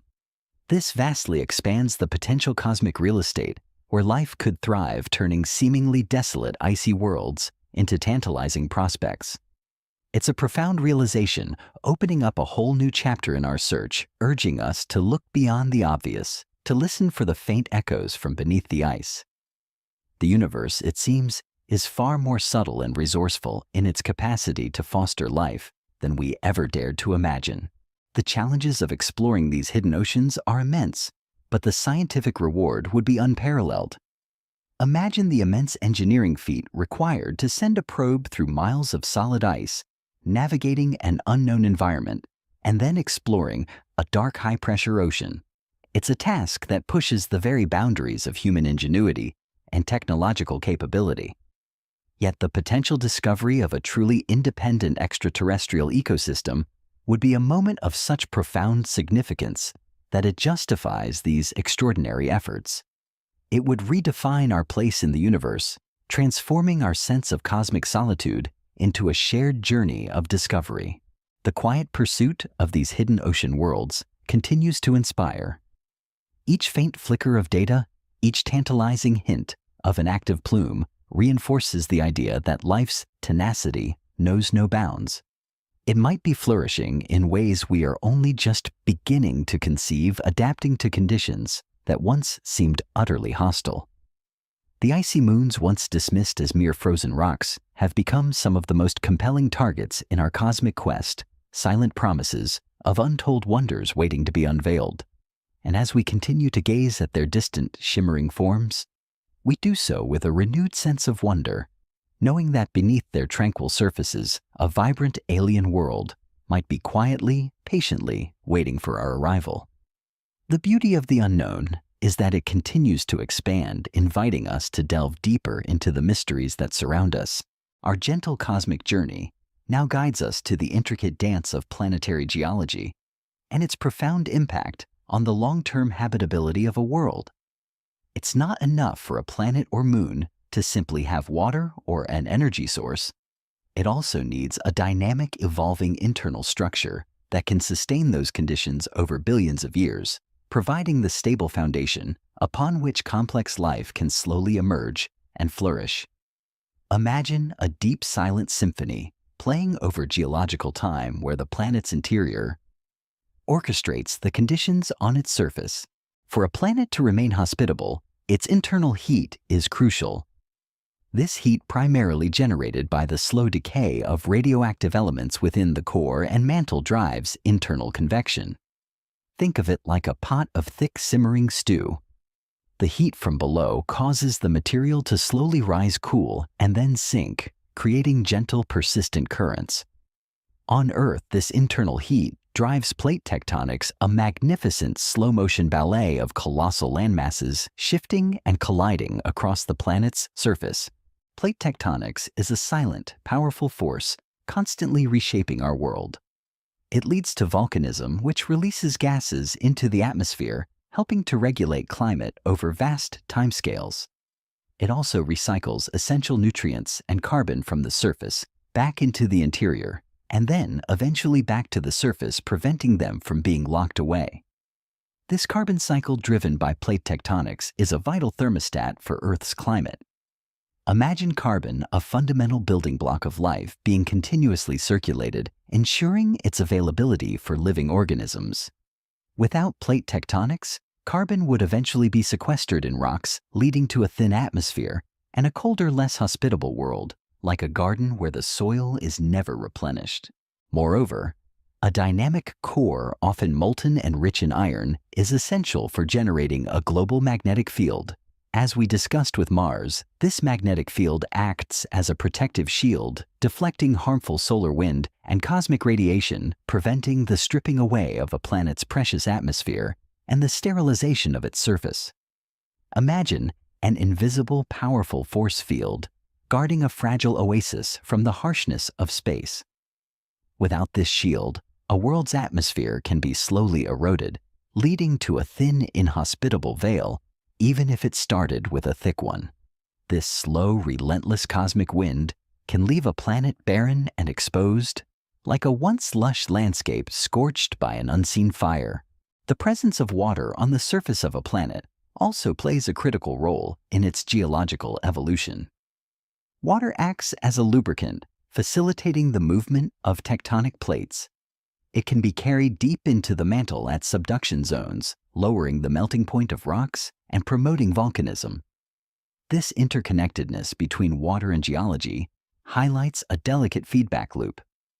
Liquid water aids plate tectonics, which in turn helps regulate the climate and atmosphere, making the existence of liquid water more stable over long periods. It's a cosmic dance where each partner supports the other, creating a symphony of habitability. Consider a world that has lost its internal heat, becoming geologically dead like Mercury. Without internal dynamism, there's no plate tectonics, no volcanism, and likely no global magnetic field. Its atmosphere, if it had one, would be vulnerable, and its surface would be static, unable to replenish vital elements. Such a world, even if it once had water, would eventually become cold, dry, and inert, a silent monument to a lost past. This emphasizes that long-term habitability is not just about initial conditions, but about sustained geological activity that can regulate the environment over billions of years, providing the stable stage for life's long, slow play. The interplay between a planet's size, its composition, and its distance from its star creates a complex recipe for habitability. A planet needs to be large enough to retain internal heat and sustain a molten core, but not so large that it becomes a gas giant with no solid surface. It needs to be rocky, containing the heavy elements necessary for life's building blocks and for sustaining geological activity. And it needs to be in a stellar Goldilocks zone where surface water can exist or possess enough internal heat to maintain subsurface oceans, as we see with the icy moons. Each of these factors is a delicate thread woven together to create the intricate tapestry of a habitable world. The quiet understanding of these geological processes deepens our appreciation for Earth's unique circumstances. Our planet is a testament to this exquisite balance, a world where the internal symphony of geology harmonizes perfectly with the external forces of its star, creating a dynamic, resilient cradle for life. As we search for life elsewhere, we are not just looking for water and energy. We are looking for the profound geological mechanisms that can sustain a truly habitable environment, for the immense timescales required for life to not just emerge, but to evolve and thrive. It's a humbling thought, a quiet reminder of how special our blue planet truly is. A living, breathing testament to the subtle, powerful forces of planetary geology. And as we continue our journey, we carry this deeper understanding of the Earth beneath our feet, a silent guide to the possibilities of worlds far away. Our journey through the solar system now leads us to consider the role of atmospheres in shaping a world's habitability, a crucial, yet often invisible layer that determines whether life can breathe, whether water can flow, and whether a planet can truly sustain a delicate ecosystem. Imagine a planet without its atmosphere. It would be a cold, silent, radiation-scorched landscape, utterly inhospitable. The atmosphere is like a planet's skin, its breath, and its protective shield, all rolled into one. The composition and density of a planet's atmosphere are incredibly important. On Earth, our nitrogen-oxygen atmosphere provides us with the very air we breathe. But beyond that, it acts as a vital regulator of temperature, creating the stable, moderate climate that allows liquid water to persist. Think of the atmosphere as a warm, breathable blanket, trapping just enough heat to keep our planet from freezing solid, while also allowing excess heat to escape. This delicate balance, maintained by greenhouse gases like carbon dioxide and water vapor, is crucial. Without these gases, Earth would be a frozen wasteland, an inhospitable ice ball. However, as we saw with Venus, too much of a good thing can be catastrophic.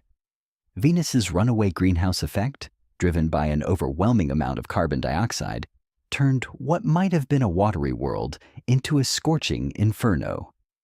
This highlights the delicate balance required: enough greenhouse gases to keep a planet warm, but not so much that it traps excessive heat and boils away its oceans. It's like finding the perfect temperature for a bath. Too cold, and it's unpleasant. Too hot, and it's unbearable. Beyond temperature regulation, an atmosphere serves as a critical shield against harmful radiation. The sun, while the source of life-giving light and heat, also emits dangerous ultraviolet UV radiation and energetic charged particles as part of the solar wind. A thick enough atmosphere can absorb and scatter most of this harmful radiation before it reaches the surface, protecting delicate biological molecules from damage. Earth's ozone layer, a thin band of ozone molecules in our stratosphere, is a magnificent example of this protection, absorbing most of the sun's harmful UV rays, allowing life to flourish on the surface.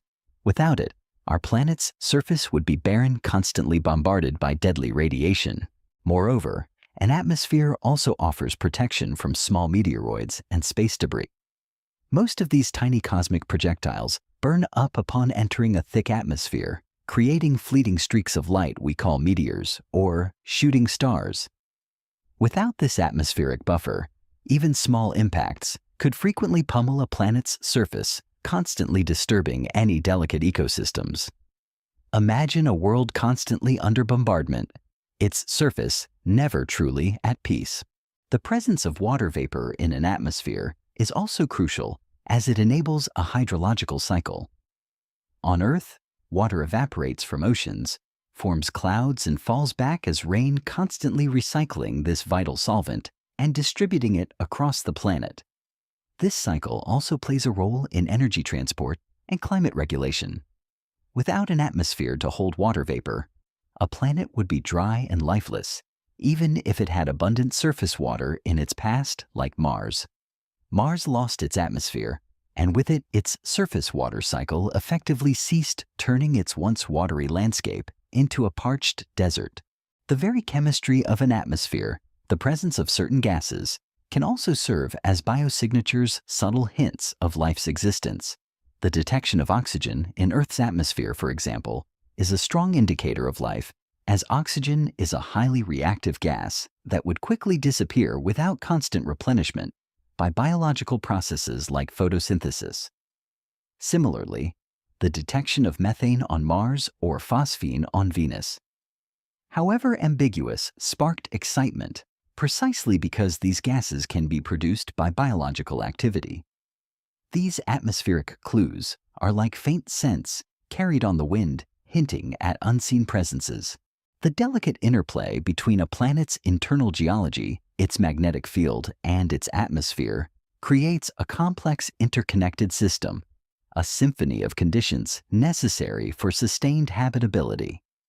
A planet needs geological activity to replenish atmospheric gases and maintain a magnetic field, which in turn protects the atmosphere from being stripped away. This atmospheric stability allows for a regulated climate and protection from radiation, which in turn enables the long-term presence of liquid water, the ultimate solvent for life. It's a beautiful, intricate dance of cosmic forces all working in harmony to create a haven for life. As we continue our cosmic quest, we now carry a deeper appreciation for these invisible envelopes of gas that surround worlds. We look not just for the visible signs of water or energy, but for the subtle chemical signatures in the air, the whispers of an ongoing atmospheric conversation. The search for life is not just about finding another blue marble.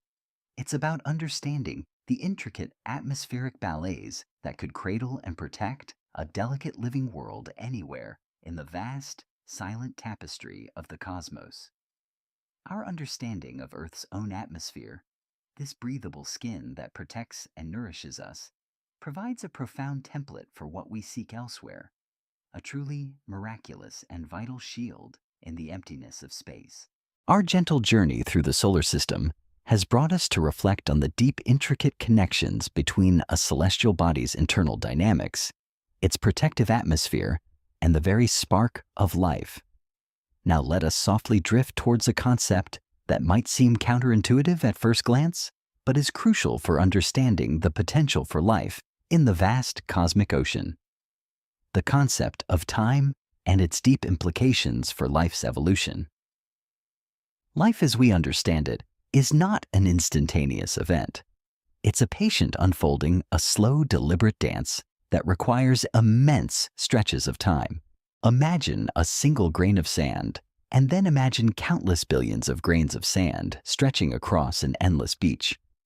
That might give you a tiny glimpse into the enormity of geological time, the eons over which planets form oceans, rise and fall, and life slowly, painstakingly evolves from simple beginnings to complex forms. On Earth, the first simple single-celled life appeared relatively early, perhaps within 1 billion years of the planet's formation. But the journey from these humble microbes to complex multicellular organisms to the explosion of diverse life forms took billions more years. It was a slow, gradual climb up the ladder of complexity, each rung representing a colossal evolutionary step.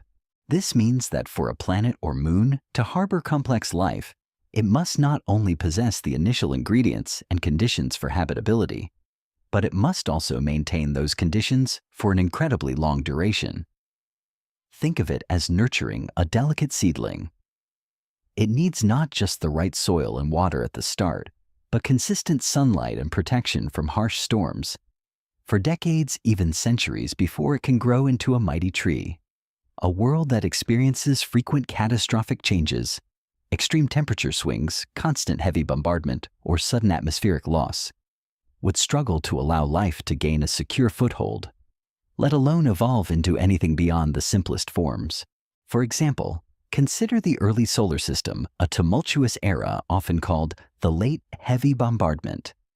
During this period, our inner planets were constantly pummeled by asteroids and comets remnants from the formation of the solar system. This would have created sterilization events, wiping out any nascent life trying to emerge on a planet's surface. A world would need a period of relative quiet, a cosmic calm for life to truly begin its long evolutionary journey. It's like waiting for a storm to pass before you can begin to build a house. Stability is key. The stability of a star is also paramount in this context. Our Sun, a G-type main sequence star, is incredibly stable. It has been burning steadily for 4.5 billion years, providing a consistent energy output without violent flares or sudden shifts in luminosity that could sterilize its planets. Imagine a light switch that never flickers, a reliable warmth that never wavers. Stars that are more variable, perhaps, prone to intense bursts of radiation or frequent shifts in brightness, would create highly unstable environments for orbiting planets, making it challenging for life to adapt and persist. This stellar reliability is a silent, unappreciated gift that our solar system has received. Furthermore, The long-term presence of liquid water is deeply tied to this concept of time. On a planet like Earth, the geological carbon cycle driven by plate tectonics acts as a thermostat regulating the amount of carbon dioxide in the atmosphere and thus stabilizing global temperatures over hundreds of millions of years. This allows our oceans to remain liquid, despite subtle changes in the sun's output over time. Without such long-term regulatory mechanisms, a planet's water could easily freeze solid or boil away, interrupting the continuity that life requires. It's like a finely tuned machine, constantly adjusting to maintain balance. The search for biosignatures. Those subtle hints of life also becomes more meaningful when viewed through the lens of time. If we detect a gas like oxygen or methane in an exoplanet's atmosphere, it's not just about its presence, but about its sustained presence. These reactive gases wouldn't persist for long unless they were constantly replenished by biological processes. So, a persistent atmospheric signature of life implies a long history of biological activity, a deep-seated ecosystem that has been thriving for geological timescales. It's not just a snapshot, but a continuous story being told in the subtle chemistry of the air. Even the evolution of intelligence, something we might consider a hallmark of complex life, requires an enormous amount of time.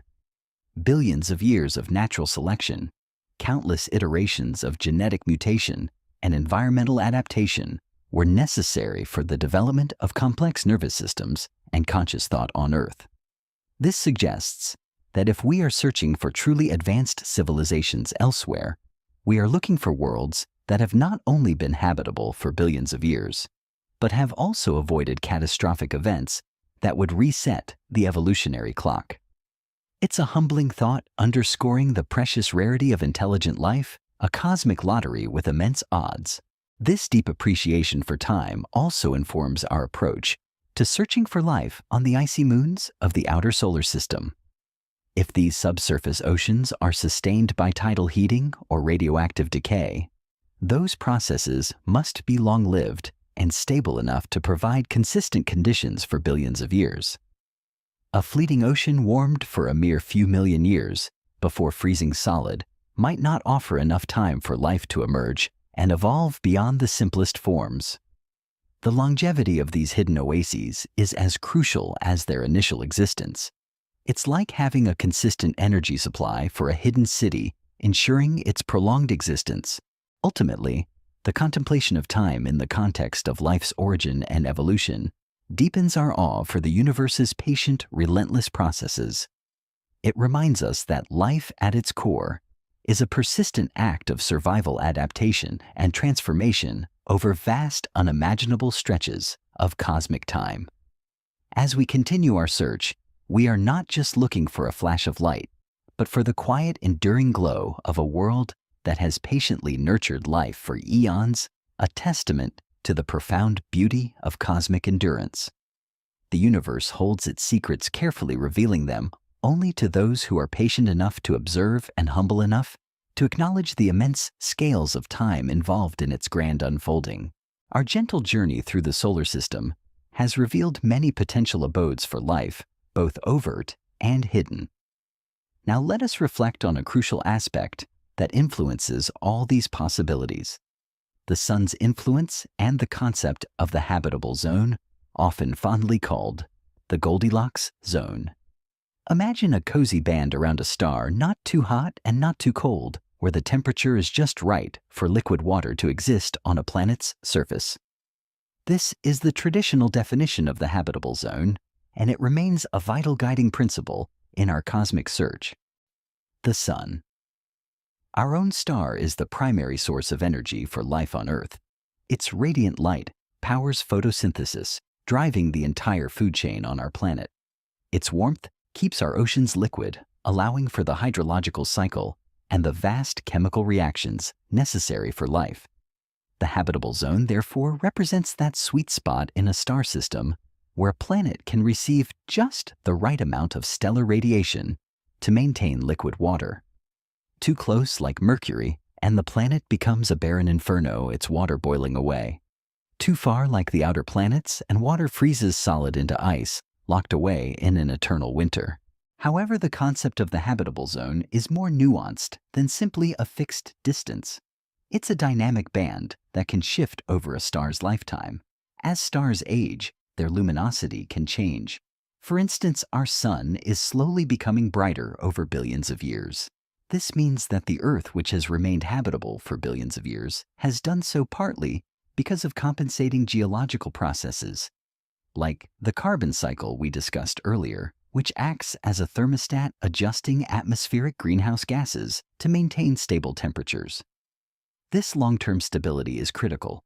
Even if a planet starts in the Goldilocks zone, if its star is too volatile, or if the planet lacks regulatory mechanisms, it might not remain habitable for the eons required for complex life to evolve. Moreover, the width of the habitable zone can vary significantly depending on the type of star. Larger, hotter stars have wider habitable zones that are further away, but they also have much shorter lifespans, perhaps not providing enough time for complex life to evolve. Smaller, cooler stars like red dwarfs, the most common type of star in our galaxy, have much narrower habitable zones that are closer in. Planets orbiting these stars face different challenges such as tidal locking, where one side perpetually faces the star, creating extreme temperature differences and frequent intense stellar flares that could strip away atmospheres or sterilize surfaces. It's a complex trade-off where each type of star presents a different set of challenges and opportunities for life. The habitable zone concept also implicitly assumes that life requires liquid water on the surface of a planet. This is where our understanding has gently begun to expand. As we have seen with the icy moons of the outer solar system, subsurface oceans heated by internal processes effectively extend the concept of habitability far beyond the traditional Goldilocks zone. Imagine these moons as tiny self-contained universes carrying their own warm oceans independent of the distant, gentle light of their star. This vastly increases the potential number of habitable worlds in our solar system and indeed throughout the galaxy. This expanded view of habitability, encompassing both surface and subsurface liquid water, is a profound shift in our cosmic perspective. It means we should look not only for Earth-like planets orbiting in the traditional habitable zone of other stars, but also for icy moons orbiting giant planets in the colder outer reaches of those stellar systems. These ocean worlds, as they are now sometimes called, represent a new frontier in the search for life, opening up entirely new possibilities for where life might be silently flourishing. The search for exoplanets, planets orbiting other stars, is heavily influenced by the habitable zone concept. Astronomers use powerful telescopes to look for planets that are roughly Earth-sized and orbiting their stars within this specific region. The discovery of thousands of exoplanets has shown us that planetary systems are incredibly common. Many stars, it seems, host their own retinues of worlds, and many of these worlds appear to be in their respective habitable zones. This gives us immense hope that the conditions for life might not be unique to our solar system, but could be replicated across the galaxy. Each new exoplanet discovery is like finding another tiny island in the vast cosmic ocean, each one a potential haven for life. However, being in the habitable zone is just one piece of the puzzle. As we've discussed, a planet also needs a stable atmosphere, a strong magnetic field, and a long period of geological activity to maintain its habitability over the eons required for life to evolve.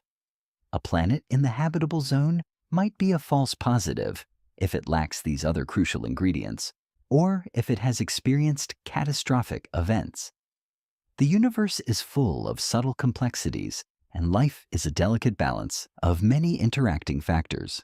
Ultimately, the sun's influence and the concept of the habitable zone remain central to our search. It guides us to look for warmth and water, the fundamental necessities. But our evolving understanding, particularly with the discovery of dynamic icy moons, reminds us that the definition of habitable is broader and more wondrous than we once imagined.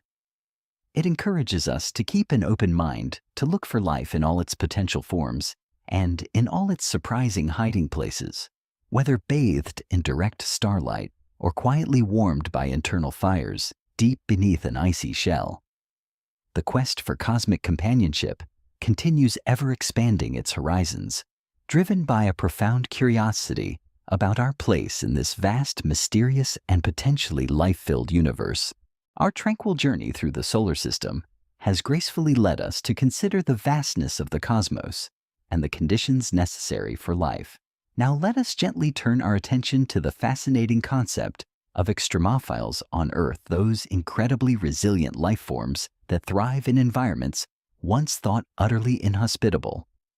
These tiny hardy survivors are not just biological curiosities. They are profound teachers, expanding our understanding of life's tenacity and resilience, and consequently, where else in the universe we might find it. Imagine a living creature that thrives in conditions that would instantly kill most other life. That is an extremophile.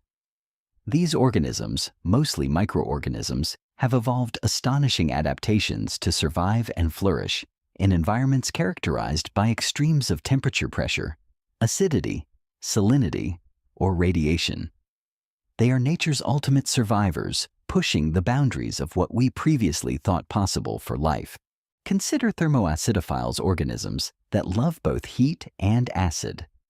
They can be found in boiling hot springs, like those in Yellowstone National Park, or in acidic volcanic pools, where the water is so hot and corrosive it would scald human skin and dissolve most metals. Yet these tiny microbes not only survive, but actively multiply in such conditions. Their enzymes and proteins specifically adapted to function at temperatures far above boiling point and in highly acidic solutions. Their existence whispers a powerful message. Life doesn't always need mild temperate conditions. It can embrace the furnace.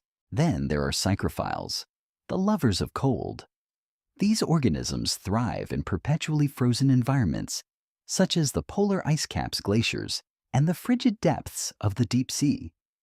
They possess unique cellular machinery and antifreeze proteins that prevent their internal water from freezing, allowing them to remain active even below 0 degrees Celsius.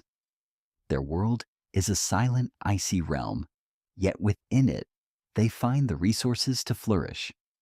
Their existence suggests that if we find liquid water tucked away in the frigid interiors of icy moons, it's entirely plausible that psychrophiles or similar cold-adapted life could be silently thriving there.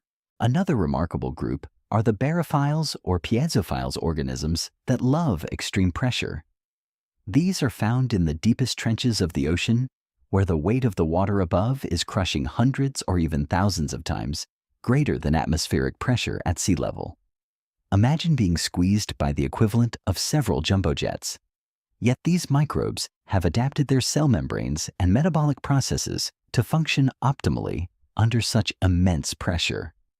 This gives us immense hope for life in subsurface oceans, on icy moons like Europa and Enceladus, where pressures would be similarly crushing. The discovery of such life on Earth reinforces the idea that an alien ocean, however deep and pressurized, might not be empty at all. And let us not forget radio-resistant organisms like Deinococcus radiodurans, often called the world's toughest bacterium. This incredible microbe can withstand radiation levels thousands of times higher than what would kill a human even surviving in nuclear waste sites. It has extraordinary DNA repair mechanisms that allow it to patch up damage almost as fast as it occurs. While extreme radiation might sterilize a planet's surface, the existence of such resilience on Earth hints that if life ever took hold, even in an exposed environment, it might have found ways to survive extraordinary cosmic onslaughts, or perhaps persist in shielded niches. The study of extremophils has fundamentally altered our perspective on the boundaries of life. It has shown us that life, in its relentless drive to persist, can adapt to a far wider range of conditions than we once thought possible. It's like finding that a delicate flower can bloom not just in a gentle meadow, but also clinging to the side of a fiery volcano or pushing through solid ice. This expanded understanding is invaluable for our search beyond Earth When we consider the possibility of life on Mars, for instance, the existence of extremophils makes the notion of subsurface, Martian life, far more plausible. If Earth microbes can live deep underground in rock feeding on minerals and chemical energy, then perhaps similar Martian microbes could exist just a few meters beneath the surface, shielded from radiation and benefiting from any pockets of liquid water that might persist there. The same goes for the deep dark oceans of Europa or Enceladus. The barophiles and psychrophiles of Earth tell us that cold, pressurized, sunless environments can indeed be vibrant with life. Extremophiles also challenge our assumptions about the chemical basis of life. While Earth life is fundamentally carbon and water-based, the adaptations of extremophiles show us just how flexible biological chemistry can be. They hint at the possibility that life might not necessarily need the exact same chemical recipes as Earth, but could utilize different elements or energy sources in unexpected ways. This encourages astrobiologists to be more open-minded to look for biosignatures that might not be familiar to us, like the phosphine on Venus or the potential for methane-based life on Titan. It's a call to broaden our senses to listen for a wider range of cosmic melodies. The mere existence of extremophils on our home planet is a testament to life's profound tenacity. It speaks to an inherent drive to persist, to find a niche to adapt and to flourish, no matter how harsh the environment. This resilience is a quiet but powerful force woven into the very fabric of biological existence. It suggests that if life did arise elsewhere, it would likely be just as hardy, just as determined, and just as capable of finding ingenious ways to survive the seemingly insurmountable challenges of an alien world. So, as we contemplate the potential for life beyond Earth, we do so with the lessons of our own planet's extremophiles echoing in our minds. They are the silent, living proof that the universe's capacity to host life is far greater than our limited human imagination might first conceive. They tell us that the dark, the cold, the acidic, the pressured, and the radiated are not necessarily barriers to life, but perhaps merely different canvases upon which life paints its incredibly diverse and resilient forms. And that knowledge fills our journey with a profound sense of hope and wonder, broadening our gaze to include the most extreme yet potentially vibrant corners of our cosmic neighborhood. The quiet strength of these tiny beings on Earth reminds us that the universe is far more alive than we once dreamed. Our gentle exploration of the solar system's potential abodes for life now brings us to consider a fascinating and somewhat philosophical question. What constitutes a biosignature, and how do we confidently identify one? A biosignature is essentially a sign, a trace, or a clue left behind by life. It's like finding a footprint in the sand. It tells you something has passed this way, but it doesn't always tell you who or what. In the vast, silent canvas of the cosmos, these are the subtle whispers, the faint echoes, or the chemical fingerprints that might hint at biological activity past or present. The challenge lies in the fact that many substances or phenomena that could be produced by life can also be produced by non-biological geological or astrophysical processes. This leads to what scientists call false positives, situations where a seemingly promising clue turns out to have a purely natural non-biological explanation. It's like mistaking a rock for a piece of ancient art. Sometimes nature creates patterns that mimic design. Therefore, identifying a true biosignature requires meticulous investigation, multiple lines of evidence, and a deep understanding of both biology and planetary science. It's a delicate patient detective story played out across cosmic distances. One of the most compelling and often debated biosignatures is the presence of certain gases in a planet's atmosphere that are out of chemical equilibrium. On Earth, for instance, our atmosphere contains abundant oxygen alongside methane. These two gases are highly reactive and would quickly destroy each other if they weren't constantly replenished. The fact that they coexist in significant quantities is a strong indicator of widespread biological activity. Oxygen is continually produced by photosynthesis, and methane is often produced by microbes. So detecting both simultaneously on an exoplanet would be a powerful, though not entirely conclusive, biosignature. It would be like seeing both smoke and perfectly formed ash. Something must be continuously generating them. As we discussed with Mars, the detection of methane in its atmosphere is intriguing.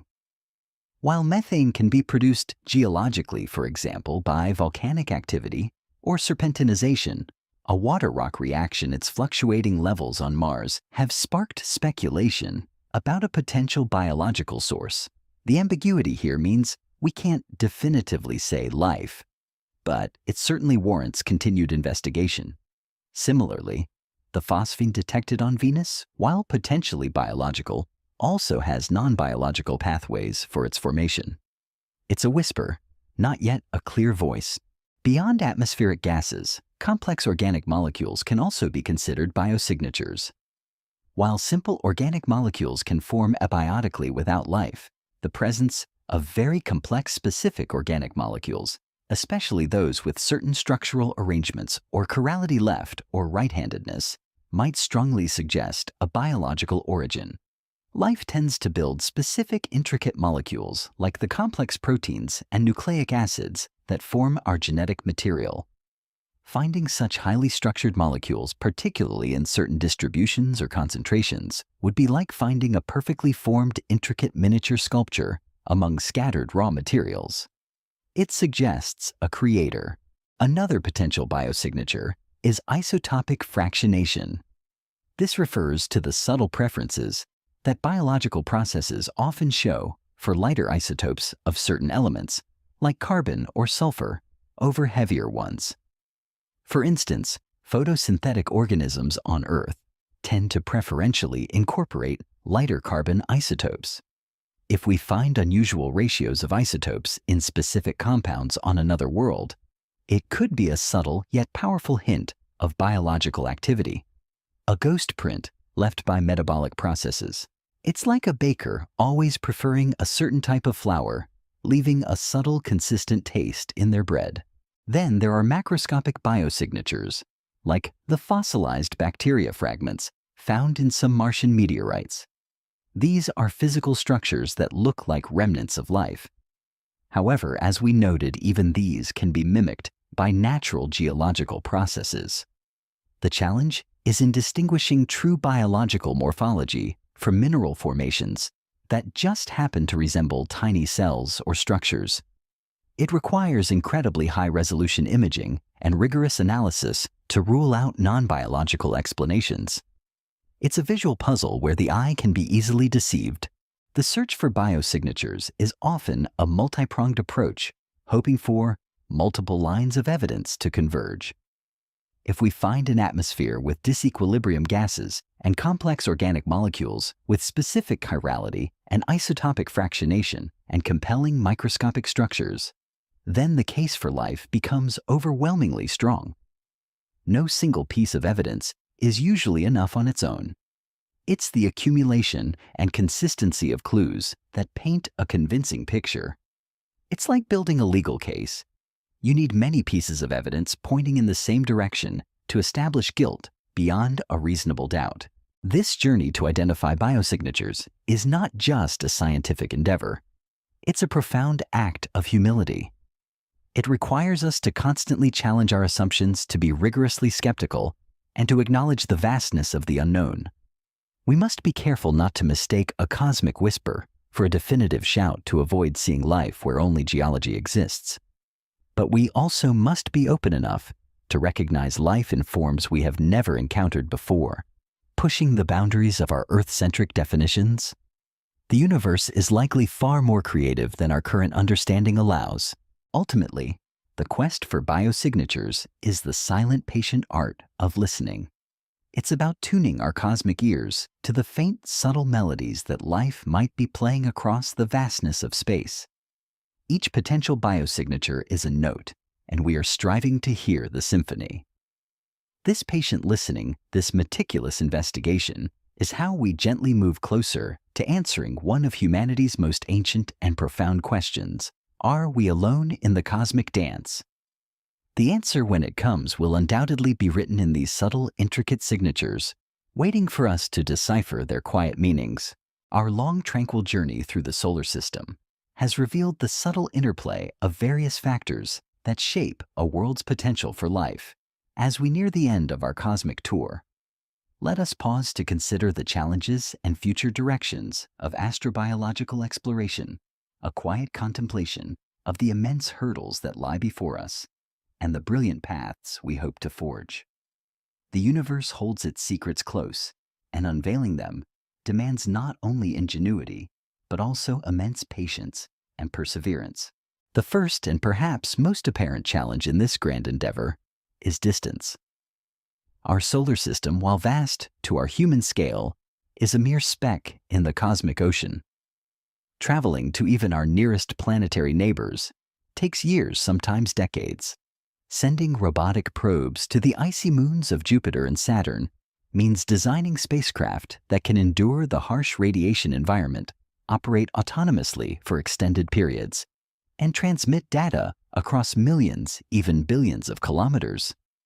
Imagine sending a tiny, intricate message in a bottle across an ocean that spans continents. The journey is long, the risks are many, and the waiting is immense. Beyond distance, the extreme environments we're seeking to explore present formidable engineering challenges. Consider the idea of exploring Europa's subsurface ocean. We would need a probe capable of melting through miles of solid ice, perhaps using a radioisotope heating unit, then autonomously navigating a dark, high-pressure liquid ocean.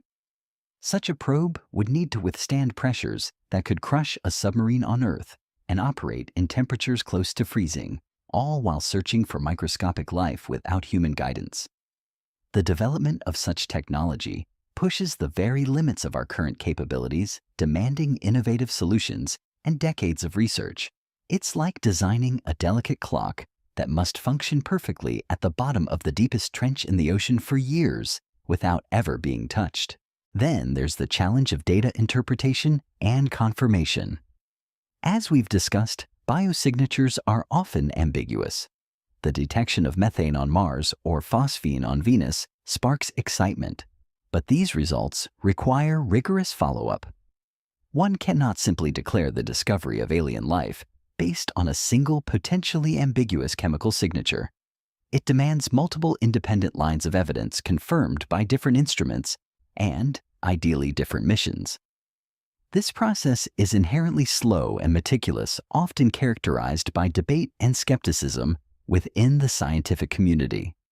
It's a scientific method at its most rigorous, patiently sifting through whispers to find a clear voice. The cost and complexity of missions also pose a significant hurdle. Interplanetary missions are incredibly expensive, requiring international collaboration, decades of planning, and the commitment of vast resources. Each mission is a monumental undertaking, a symphony of engineering, science, and human endeavor. Securing funding for such ambitious projects requires compelling scientific justification and a long-term vision. This means that while we might have tantalizing targets like Enceladus's ocean, the actual missions to explore them remain years, if not decades, away from launch, often waiting for the right confluence of technological readiness and political will. Furthermore, there are ethical considerations that arise as we get closer to potentially discovering alien life. If we find microbial life, should we attempt to bring samples back to Earth? What are the risks of contamination, either bringing alien microbes to Earth or contaminating an alien world with Earth microbes? These are profound questions of planetary protection, ensuring that our search for life does not inadvertently harm the very ecosystems we are trying to discover. It requires careful thought, robust sterilization protocols, and a deep respect for any life, however simple, that we might encounter. It's a quiet moral compass guiding our cosmic footsteps. Despite these immense challenges, the future of astrobiological exploration is incredibly bright, filled with exciting new directions and technologies. One promising avenue is the development of advanced robotic exploration. Future missions will become increasingly autonomous, capable of making their own decisions in response to unexpected findings, rather than waiting for commands from Earth. This intelligence will be crucial for exploring dynamic and unpredictable environments, like the plumes of Enceladus or the subsurface oceans. Imagine a robot exploring an alien world, making its own choices in real time, guided by artificial intelligence, like a true independent explorer. The continued improvement of telescopic capabilities, both ground-based and space-based, will also be vital. Next-generation telescopes like the James Webb Space Telescope are already providing unprecedented insights into exoplanet atmospheres, searching for those crucial biosignatures. Future telescopes will have even greater sensitivity, allowing us to analyze the atmospheres of Earth-sized planets around distant stars with incredible detail, searching for the telltale chemical cocktails that might hint at life. It's like refining our cosmic ear, allowing us to hear fainter and more complex melodies from across the galaxy. The development of new sample return missions will be critical. Bringing samples of Martian rocks or even Europa plume material back to Earth for meticulous analysis in our most sophisticated laboratories would be a game changer. These samples could hold definitive evidence of past or present life, allowing us to study alien biology in unprecedented detail, unraveling its secrets. Imagine holding a piece of another world in your hand, a fragment that might contain the very essence of alien life waiting for us to examine its intricate structure. Finally, the increasing emphasis on international collaboration is a powerful force driving this exploration. The vastness of space and the complexity of these missions necessitate a global effort pooling resources, expertise, and scientific talent from around the world. Agencies like NASA, ESA, JAXA, and CNSA are increasingly working together, sharing data and planning joint missions, creating a truly global search for cosmic companionship. This collaborative spirit embodies the very best of humanity working together to answer universal questions. In essence, the future of astrobiological exploration is a patient, determined unfolding. It's a quiet commitment to pushing the boundaries of human knowledge, driven by an insatiable curiosity about our place in the universe. The challenges are formidable, but the potential rewards, the discovery of life beyond Earth, are truly unparalleled. It would fundamentally transform our understanding of life itself, its origins, its diversity, and its prevalence in the cosmos. And as we continue to gaze at the night sky, we do so with a deeper sense of purpose, knowing that our quiet efforts are slowly, patiently bringing us closer to answering the most profound questions about life's great cosmic dance. The universe continues to beckon promising secrets to those who have the courage and patience to seek them. Our gentle meandering journey through the solar system now reaches its quiet conclusion. We have traversed vast distances, peered into the fiery hearts of planets, and imagined the hidden oceans beneath icy shells. We have considered the delicate balance of conditions that allow life to take root and flourish, from the gentle embrace of liquid water to the tireless provision of energy. We have listened for the faint whispers of biosignatures in alien atmospheres and contemplated the profound patience of geological time. Now it is time to reflect on the profound implications of our ongoing search for life beyond Earth. The very act of searching for life elsewhere, regardless of whether we find it, reshapes our understanding of ourselves and our place in the cosmos. If we discover that life is indeed unique to Earth, an incredibly rare and precious phenomenon, then our responsibility to protect and cherish our home planet becomes even more profound. Imagine Earth as the only delicate bloom in an infinite desert. Its preservation becomes an ultimate imperative, a sacred duty. This unique solitude would imbue our own existence with an even greater significance, making our brief flicker of consciousness in the vastness of time truly extraordinary. It would underscore the incredible improbability of our own existence, a cosmic miracle that demands our utmost care and appreciation. Conversely, if we discover life beyond Earth, even in its simplest microbial forms, the implications would be equally, if not more, profound. It would fundamentally transform our cosmic perspective, shattering our self-perception as the sole biological entities in the universe. Imagine finding a tiny alien microbe thriving in the deep ocean of Europa. It would signal that life is not a unique fortunate accident, but perhaps a common inevitable outcome of cosmic processes given the right conditions. This realization would imply that the universe is teeming with life, a vibrant living tapestry, rather than a cold, empty void. The discovery of extraterrestrial life would inevitably lead us to ask deeper questions about life's definition and its universal principles. If alien life forms utilize different chemical building blocks, or different solvents, or different energy sources than Earth life, it would broaden our understanding of biology far beyond our Earth-centric view. It would challenge us to redefine what it means to be alive, to appreciate the boundless creativity of the universe in designing its living systems.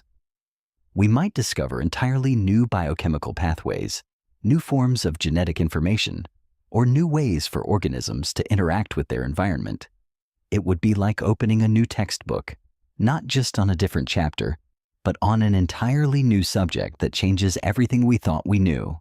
Moreover, the search for life beyond Earth is a powerful driver of scientific and technological innovation. The need to design probes that can withstand extreme environments, to develop sensitive instruments that can detect faint biosignatures from light years away, and to process vast amounts of data pushes the boundaries of human ingenuity. The very tools and techniques we develop for astrobiology often have unforeseen benefits for other fields, from medicine to environmental science. It's a quest that inspires us to reach higher, to think deeper, and to invent beyond our current capabilities, enriching our lives in countless unexpected ways. The shared human endeavor of this search fosters global collaboration and a sense of unity. In the face of such a grand universal question, national boundaries and petty squabbles often fade into insignificance. Scientists and engineers from diverse cultures and backgrounds work together, united by a common curiosity and a shared desire to understand our place in the cosmos. This collaborative spirit is a beautiful byproduct of the search, reminding us of our shared humanity and our collective capacity for wonder. It's a silent cosmic handshake between nations united by a common purpose. Ultimately, the quest for life beyond Earth is a spiritual journey as much as it is a scientific one. It connects us to the fundamental questions of existence. Where did we come from? Are we truly alone? What is the purpose of consciousness in this vast universe? These are questions that have echoed through human history across cultures and civilizations. The search for life in the cosmos is simply our modern-day expression of this ancient, profound yearning to understand our deepest origins and our ultimate destiny. It speaks to a fundamental human need for meaning and connection, a desire to find our story within the grand narrative of the universe. As we conclude this quiet contemplation, let us carry with us a renewed sense of awe for our own planet, this precious, vibrant oasis in the vastness. Earth is a living testament to the intricate dance of geology, atmosphere, water, and energy, a dynamic cradle that has nurtured life for billions of years. Its very existence is a miracle, whether unique or one of many. And as we gaze at the stars, let us do so with an open mind, a curious heart, and a humble spirit, knowing that the universe holds far more wonders and mysteries than we can ever fully comprehend. The search continues, a quiet song of hope and discovery echoing across the cosmic silence, inviting us to keep listening, to keep looking, and to keep wondering. The greatest stories, after all, are often the ones that are still being written, waiting for us to turn the page.